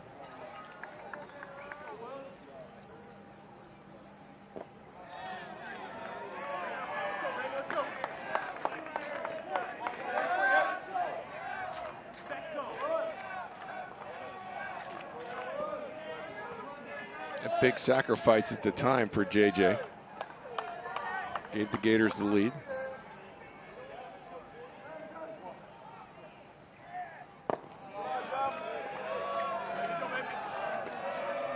So now 3-0 with Austin Langworthy on deck. Austin Martin comes over from third. Yeah, if this is the big leagues, this would have been one of your trips to the mound. Of course, they don't have that rule in college.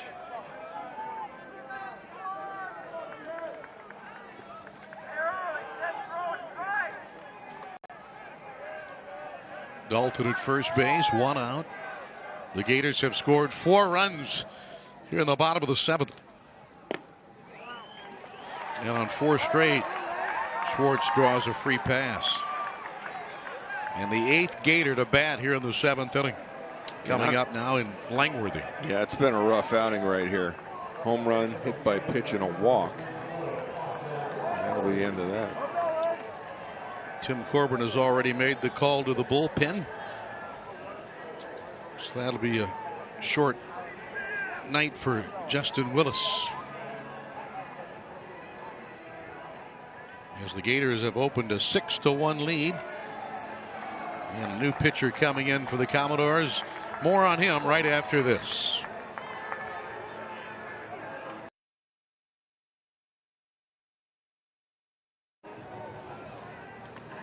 Third pitcher of the night warming up now for the Commodores.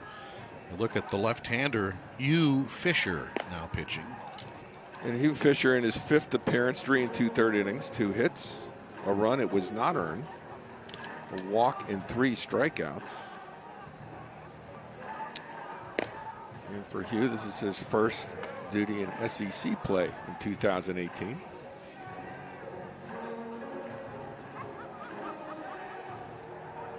Just looking for some outs here. The Gators now at the 5-run lead. The game has become slam-proof at this point. Gators trying to tack on some more runs and really put this thing out of reach. It looks insurmountable at this point, but it's baseball. Anything can happen. And it's interesting what Kevin O'Sullivan is going to do here with Brady Singer, too, because this has been a long half inning. And do you send Brady Singer out for the 8th inning or not?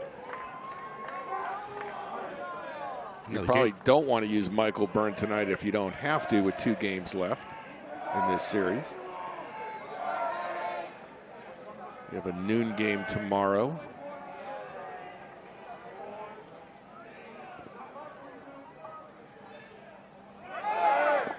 There goes the runner for third without a throw. Will Dalton stealing third base. And that's something you could do very easily off a left-handed pitcher who just fell asleep right there. And stolen base number 7 for Dalton on the year.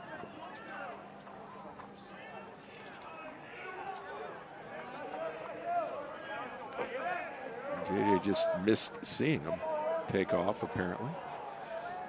Runner at first has to watch that and then take off himself.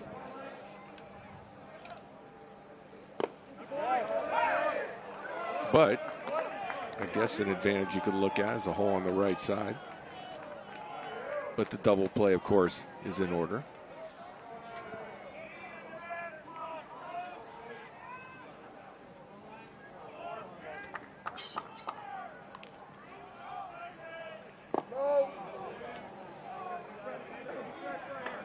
Langworthy tonight Been very patient.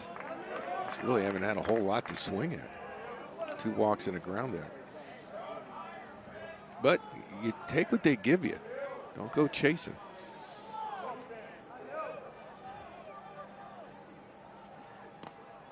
That one gets past Scott. And here comes another run home as Dalton crosses the plate. It's 7-1. Another wild pitch against the Commodore staff.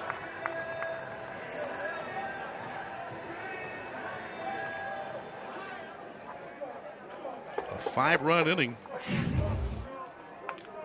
I mean, this is something you rarely see, a swing and miss. And we've seen that twice tonight from the Gators. That's even more interesting. Did they scored that a wild pitch, huh? Okay. I'd like to see that again.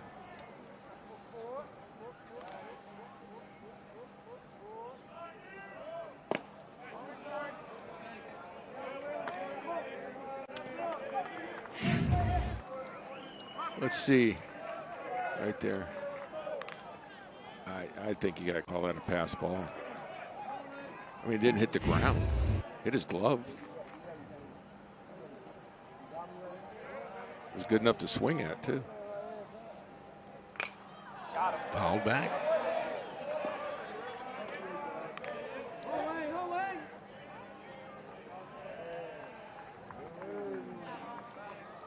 Langworthy hitting .262. A pair of walks with a ground out.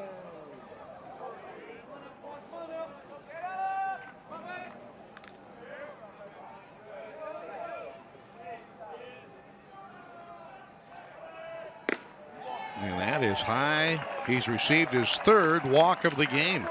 Now, you're going to look at the scorecard, and I hope Langworthy appreciates what he's done tonight.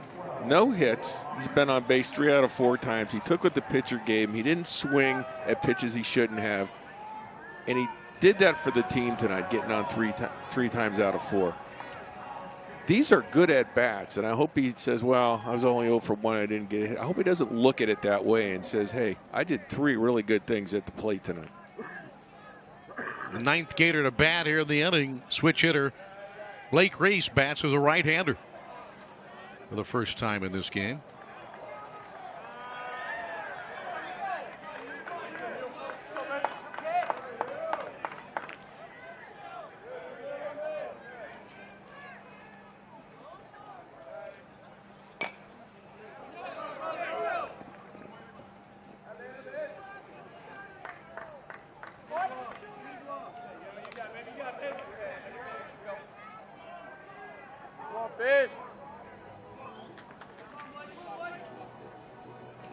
Meanwhile, Georgia just keeps on keeping on.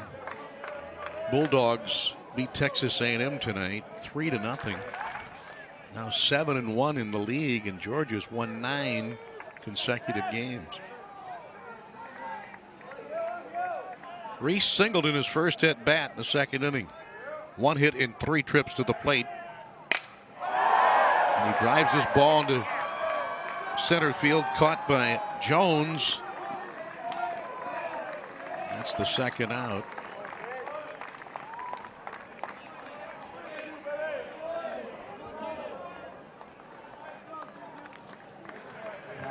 So the 10th Gator to bat here in the 7th in Keenan Bell. Yeah, the Gators have scored in 3 different innings in this ball game. 2 of them started with a base on balls. This man right here started this inning off with a walk.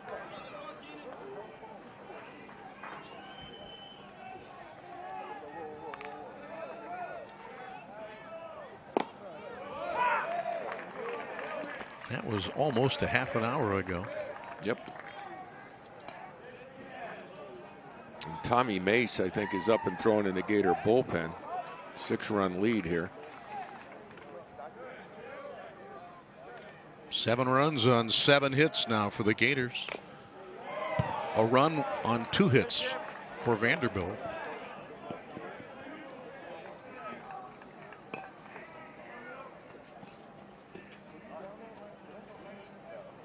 Bell 2 hits in his last 17 at bats. but has been an outstanding first baseman.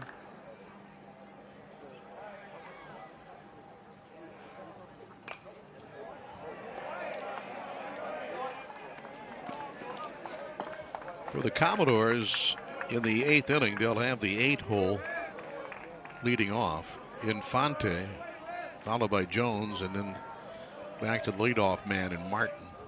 I think it's good that Keenan Bell sees a lot of lefties. Just sharpen them up.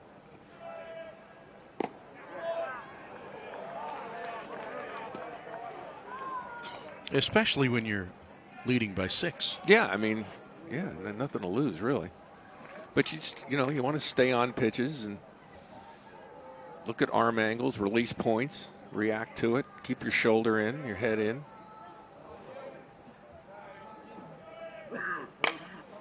Chopper out to Kaiser. He'll make the long throw across to Infante to retire Bell, and finally the Gators are gone. But not before they get 5 runs on 3 hits. And after 7, the Gators now leading 7-1.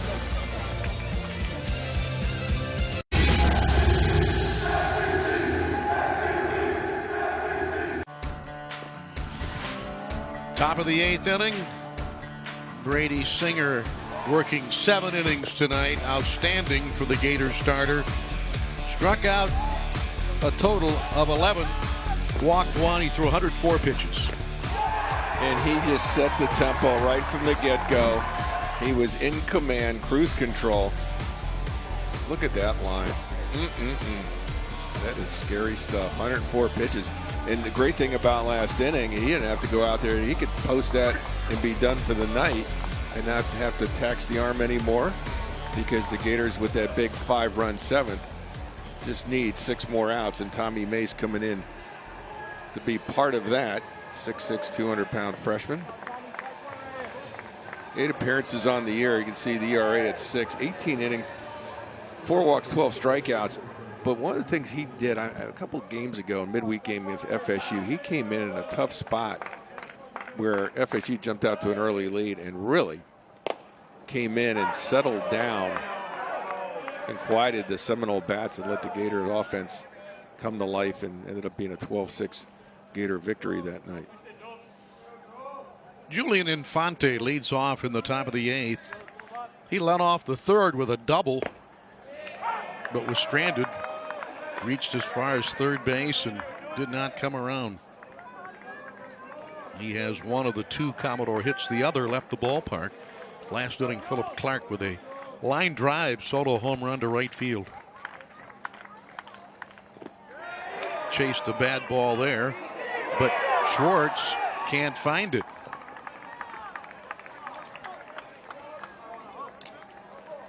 And Infante safe at first base.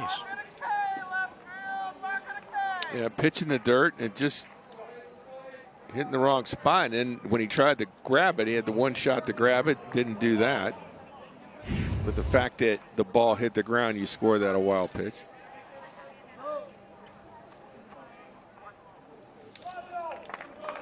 So the Gators have now equaled a season high by striking out 12 hitters. They did so initially on opening night, striking out 12 against Siena back on February 16th. Alonzo Jones now the hitter.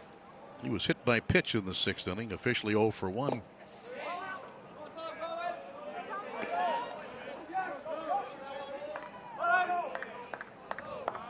The Commodores trying to avoid another loss. They have lost 3 of the last 5. And where they really struggle is offensively. Only scored 4 runs in their last 3 games. Yeah, that was actually counting this game now. You know, it's a real tough night for them the other night against Lipscomb. They get beat 5-1 and had only 1 hit in the game. And right now they're at 5 runs in their last 4 games. So that's a new season high for the Gator pitching staff with 13 strikeouts. And here's leadoff man Austin Martin. Martin went to high school in Jacksonville. born in DeLand. And if you're a speed guy, Austin Martin, that reminds me of the Aston Martin, which can fly. That's a base hit between India and Lippett. Runners at first and second with one out.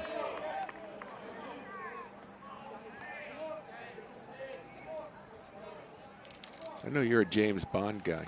Love James Bond. The old DB5, the Aston Martin. Was that the one that went under the water? And remember, he was driving in the ocean, and then he comes up on the beach there in Sicily, I think it was. And the people were on the beach, and their eyes were aghast as it turned in from the amphibious vehicle to the land. It was on the ground. I was up on the beach. And, no, I think you're thinking of Thunderball.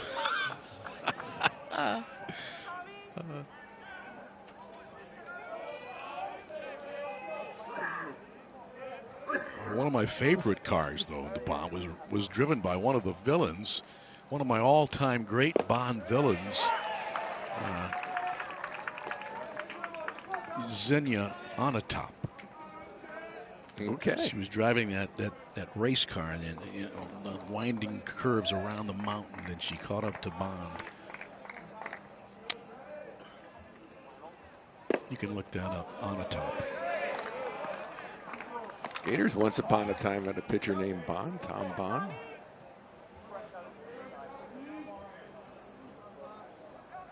Tommy Bond. Yeah. Here's a good one. Onatopp played by Famke Janssen, if you're wondering. If you're scoring at home? Yes. One of the great beauties of all time.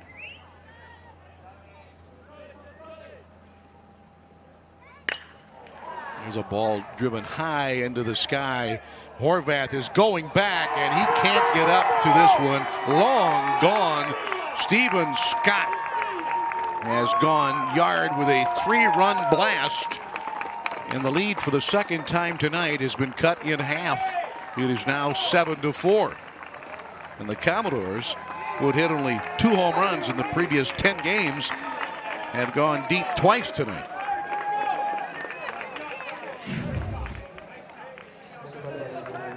That ball is a 2-seamer that caught a lot of the plate, and Scott really puts a nice swing on this. He's done that a couple times tonight. Over the bullpen, out into the street. And all of a sudden, you're looking at a 7-4 ball game. And that's how baseball will turn around. 1 minute you're talking in James Bond stories because it looks like it's heading in one direction, and then one swing, boom, here we are.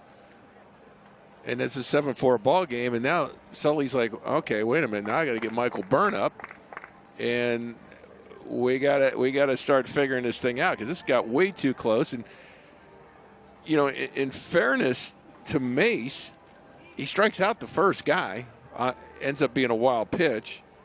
Then strikes out the second guy. With a little luck, he's got 2 out, nobody on, and it's a completely different inning. Well, that's going to be it for Mace. Officially 1/3 of an inning as he walks off the hill. And there's a look at Michael Byrne. More on Byrne after this.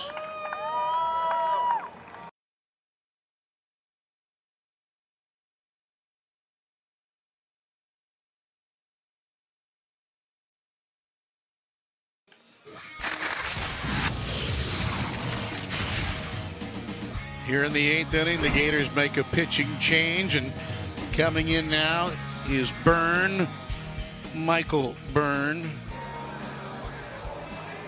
You look at the numbers, one of the greatest, if not the greatest closer in the history of the University of Florida, could make history tonight with a save. And you can see it right now, tied with John Pritchard with 25 saves.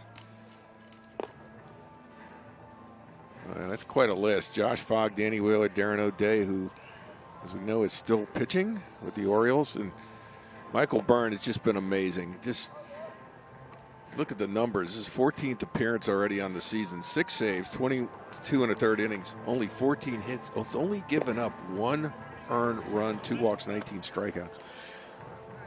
You know, Nick, if you're Tim Corbin, you're thinking, you know, we're dead in the water almost, 7-1, and now we force the Gators into their closer Friday night. He's got to get 4 outs. He's got to get 4 outs, and they can't use them for, one would think, 3 days in a row.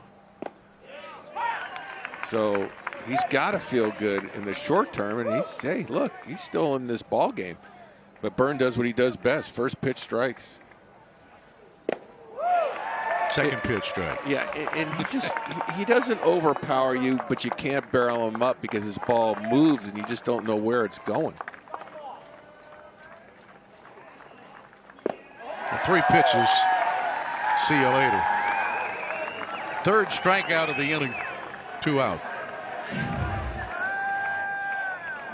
And the hitter just looks completely baffled, and he has just faced a couple of pitchers that were 95 to 97 mile an hour guys, and you face a Byrne 88 to 90, 91, maybe a little something on it. He'll hit 92 on occasion, but not an overpowering guy, and you just can't barrel him up. Lippett near the bag, and quickly Byrne extinguishes the fire. Gators lead 7-4.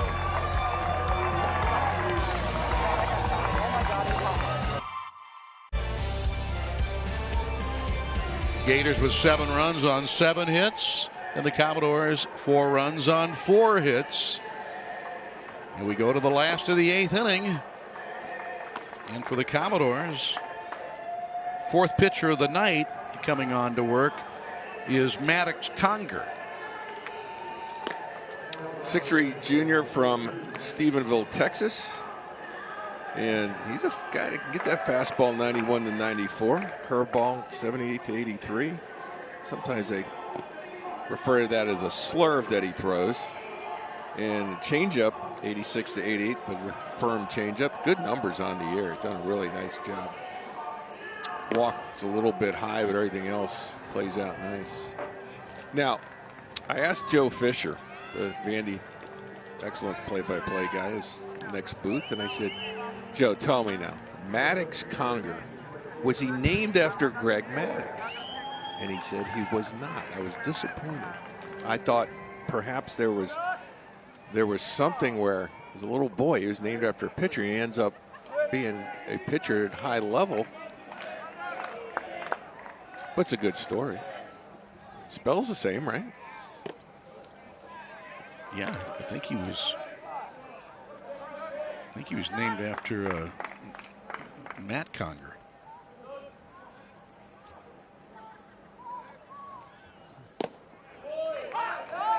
Because I know if I was named Dizzy Belmonte, I'd probably be named after Dizzy Dean, I would think. Dizzy Belmonte. Yeah. That's a good name to have if you're a pitcher. Maddox.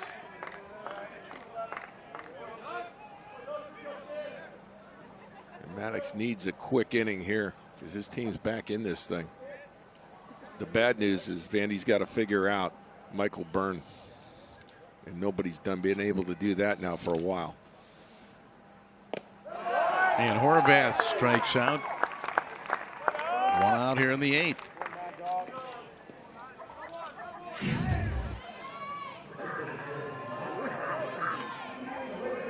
Back to the top of the order now for Deacon Lippett.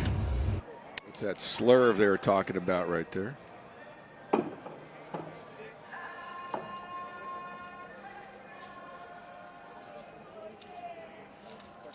Lippett tonight has scored a couple of runs.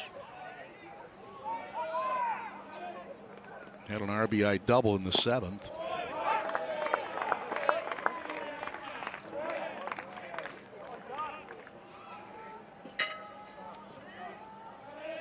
Hitting .304 on the year.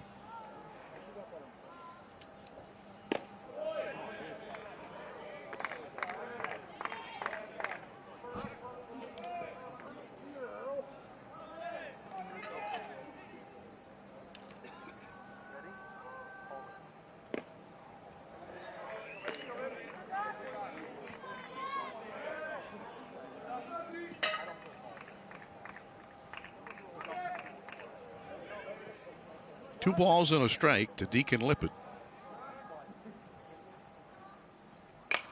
That's fouled out of play.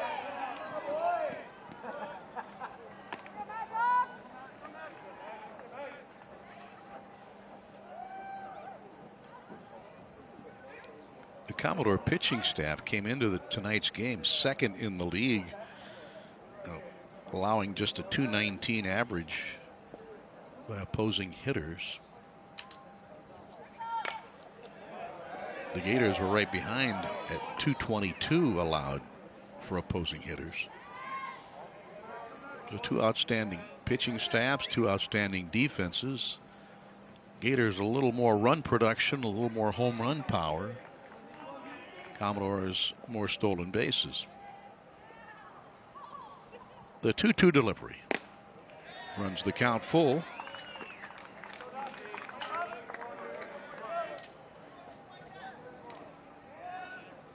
If you're a pitcher here, I mean, it's dead red fastball. Let him put it in play.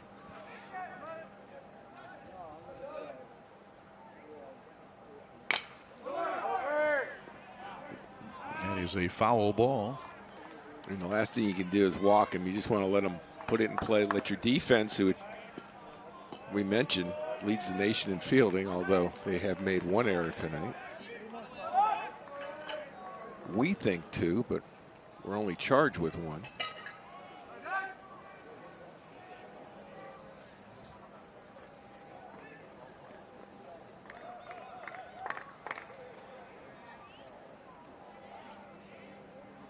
Gators got a run in the 4th. They got another in the 5th. Vandy got its first in the 7th. Florida scored 5 runs in the bottom of the 7th. Commodores got 3 in the 8th, top of this inning. And now here's a 2-out walk to Lippett. Excuse me, a 1-out walk to Lippett. And Gators can open it up here. I mean, look, it's a 3-run game. Look to steal a base, hit and run, all these things back in play. Nick, you see what I did there when they batted around that last inning. You got to watch that because I'm using the 8th inning as a dual inning. Ah, see, I moved mine over. You moved yours over. Crossed it out. Yeah, yes. I didn't do that. I put the last out in the 7th and the 8th, and That's what you're doing. Made a little red mark there, and then I didn't respect the red mark. You see a red mark, you always should respect it. It's one of your credos. It's a credo. Yeah, it's one of yours. It's one of those credos. It's the same. It's a similar line of thought, the credo that Chevy Chase had in the movie. There goes the runner. There's the throw. Safe at second. It eludes everybody. Safe at third. And another uncharacteristic error by Vandy tonight. Stolen base. Ball gets in the outfield. So you charge the catcher. Now this ball's going all over the place. Wanders out to center field. And now you got to bring the infield in if you're Vandy. Third different occasion they've had to play with the drawn-in infield.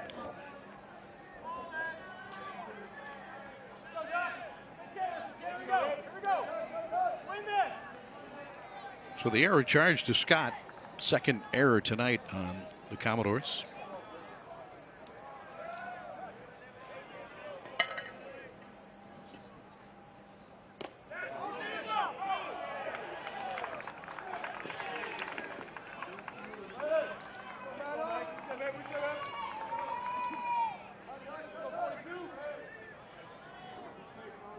If you're a hitter here, you're looking slider. By the way, this is only the 4th game this year that Vandy has had 2 or more errors in a game.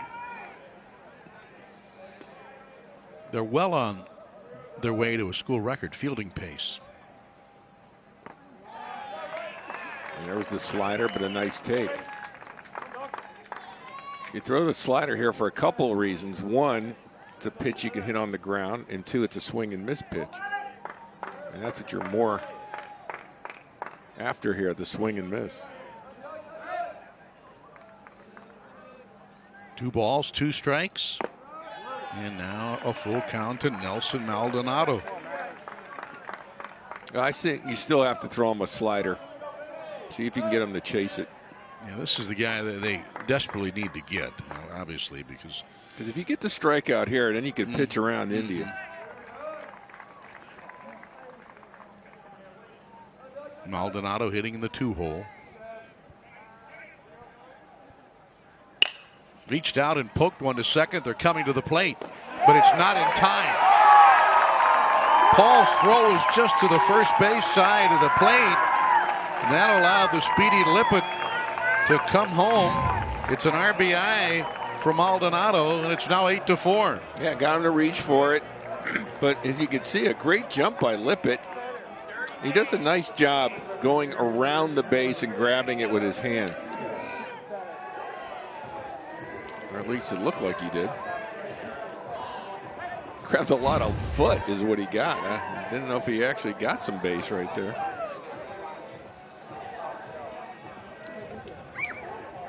And I think they're going to look at it. Well, at least they're going to discuss it. I mean, if you, they have nothing to lose by challenging this, by the way. Home plate umpire tonight, Ray Gregson, will huddle up with Michael Banks and Tony Walsh, who's the crew chief. And the third base umpire tonight is Ken Langford.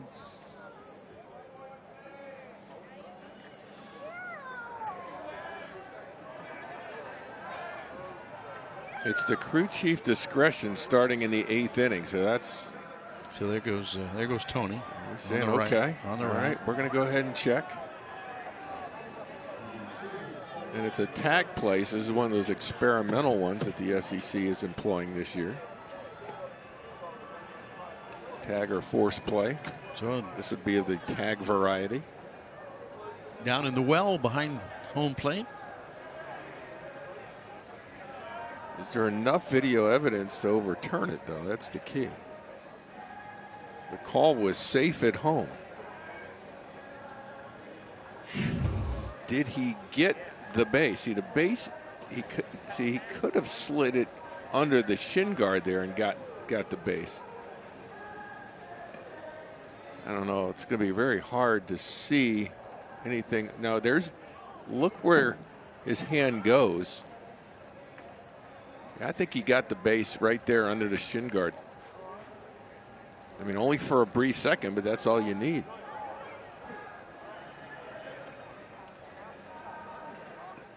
So look at this angle right here. Where's the hand go? Yeah, he's safe. It looks like he snuck it in there and got a corner.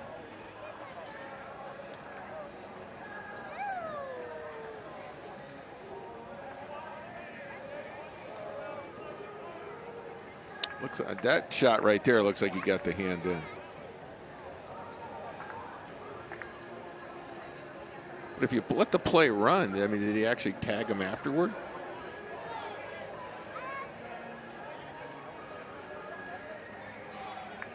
Yeah, he did. Okay, so you could say that he did actually tag him if he did miss everything. Sometimes on replays, you don't actually see the fielder tag the player as he slid by. Yeah. Okay. Yeah, that one angle we had from high home looked like that his hand got in. So indeed, it makes it 8-4.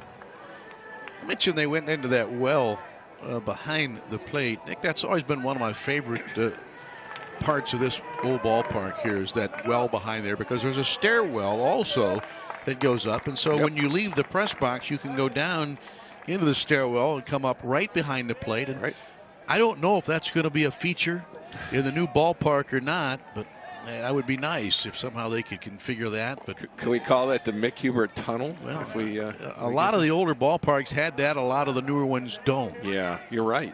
You're absolutely right. You have to come up through the dugout area. Mm-hmm. And you feel like, getting through there, you're like Spinal Tap trying to make it to the stage. Of course, 2019, next year will be the final season here at McKeithen Stadium, and then the plans are to have the new ballpark ready to go for the 2020 season. $50 million ballpark plans were unveiled last week. Here goes the runner. The pitch is swung on. Kaiser coming in short will throw back. And they will get the runner, Maldonado, out at second base. That's a fine play by the Commodore defense. And I think you got to score that a base hit. And then just on the continuation play, they went and got the guy on the back end, Maldonado. His runner's already safe at first. Maldonado then rounds the base. That's the third hit of the night for India. I mean, you almost score that like you would as a guy gets a base hit and you throw a guy out going to third. But in this case, it's just a play back and a heads-up play, by the way, by Kaiser, the shortstop. There goes the runner. Here's the throw this time, and that one skips away. India with a stolen base.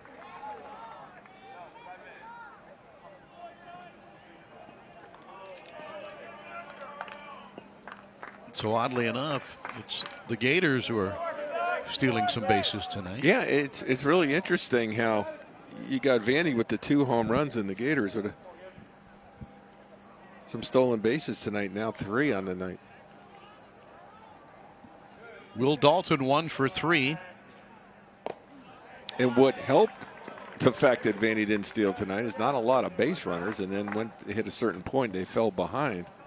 So not conducive to taking your last 6 to 9 outs and trying to steal a base. 10 of the 12 runs combined in this game have come in these last 2 innings. There was a pitching duel between the starters tonight. Drake Fellows and Brady Singer were matching one another. It was a 2-0 Gators lead going into the 7th.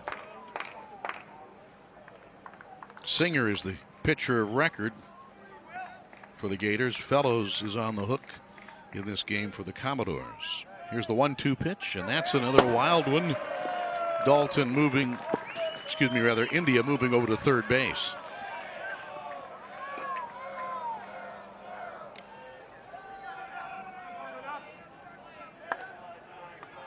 And that brief momentum switch for Vanderbilt is just completely turned around here, even though the Gators only have 1 run this inning.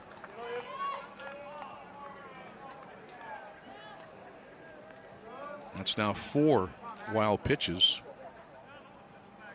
for the Commodores tonight. 2-2 the count on Dalton. And that ends the inning. Gators get a run. There was a hit, there was an error, and a man left. So now we go to the 9th inning here at the MAC with the Gators leading it 8-4.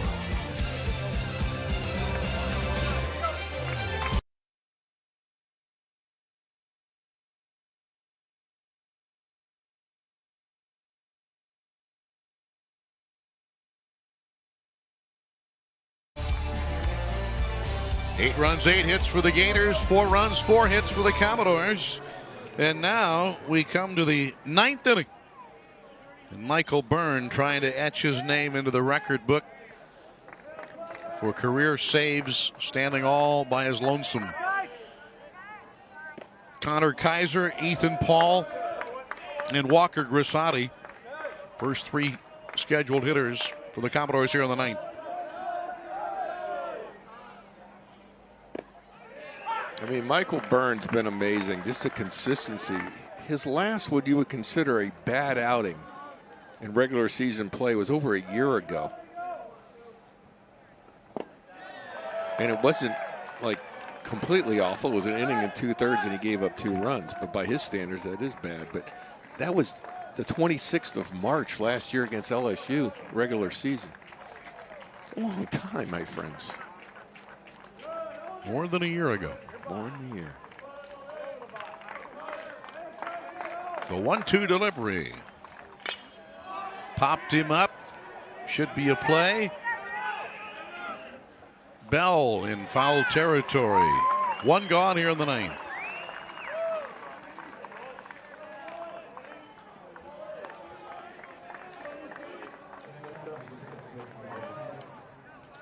You know what was odd about that at bat? Byrne actually started to hit her off with a ball. And that's a rarity. Now Ethan Paul, 0 for 3.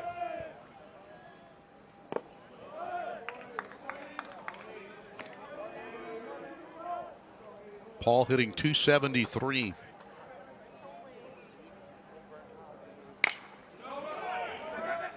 Bell has it roll off his glove. May have taken his eye off of it for a first error for the Gators tonight. And look, baseball's a funny game. I mean, we talk about Byrne and how great he is, and he is just that. But 2 more hitters get on, the tie and run comes to the plate. That's how fast it can happen.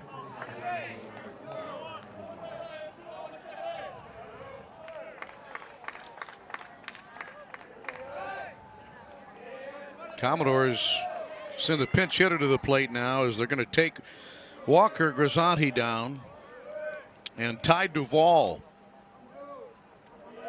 sophomore from Lebanon, Ohio, will come to the bat.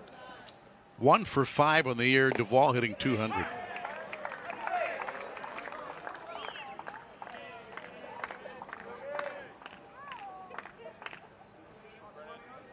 The amazing thing about Byrne is just his poise, just the ho-hum attitude. I mean, he's got fire in his belly, there's no question about it. But as a hitter, you face guys like Byrne and you hate them because they show no emotion. Whether you hit them hard or you make it out there like it's a walk in the park. And there's Mama Rita Byrne. She lives and dies on every pitch. She knows what's at stake. Another save and a career 26, setting the record.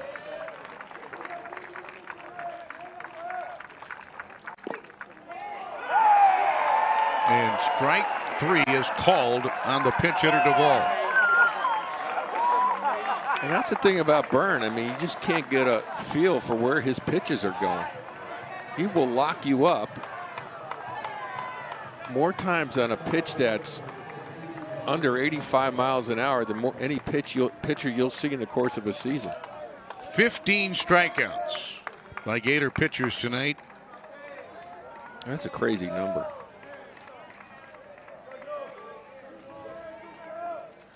And now here's for the Commodores, Julian Infante.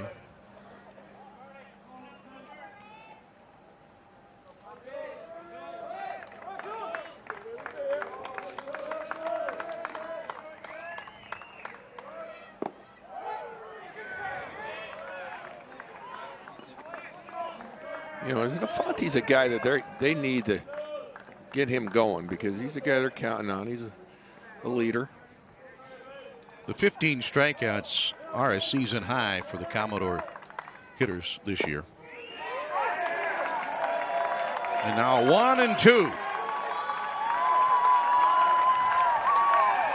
Crowd comes to its feet. We had better than 3,700 here at the start of the game, which was delayed by an hour and 45 minutes tonight due to the rain showers we had all afternoon. Gators trying to close in on victory. There's a slow roller, third base side. They're going to let it roll, and it will stay a fair ball. Infante with a swinging bunt base hit, and runners now on the corners for Vandy. And like I said, it's just a math problem that Vandy has. They need to get one more guy on to bring the tie and run to the plate. Well, how about Byrne? He's given up a 80-foot single. Has had an error against him.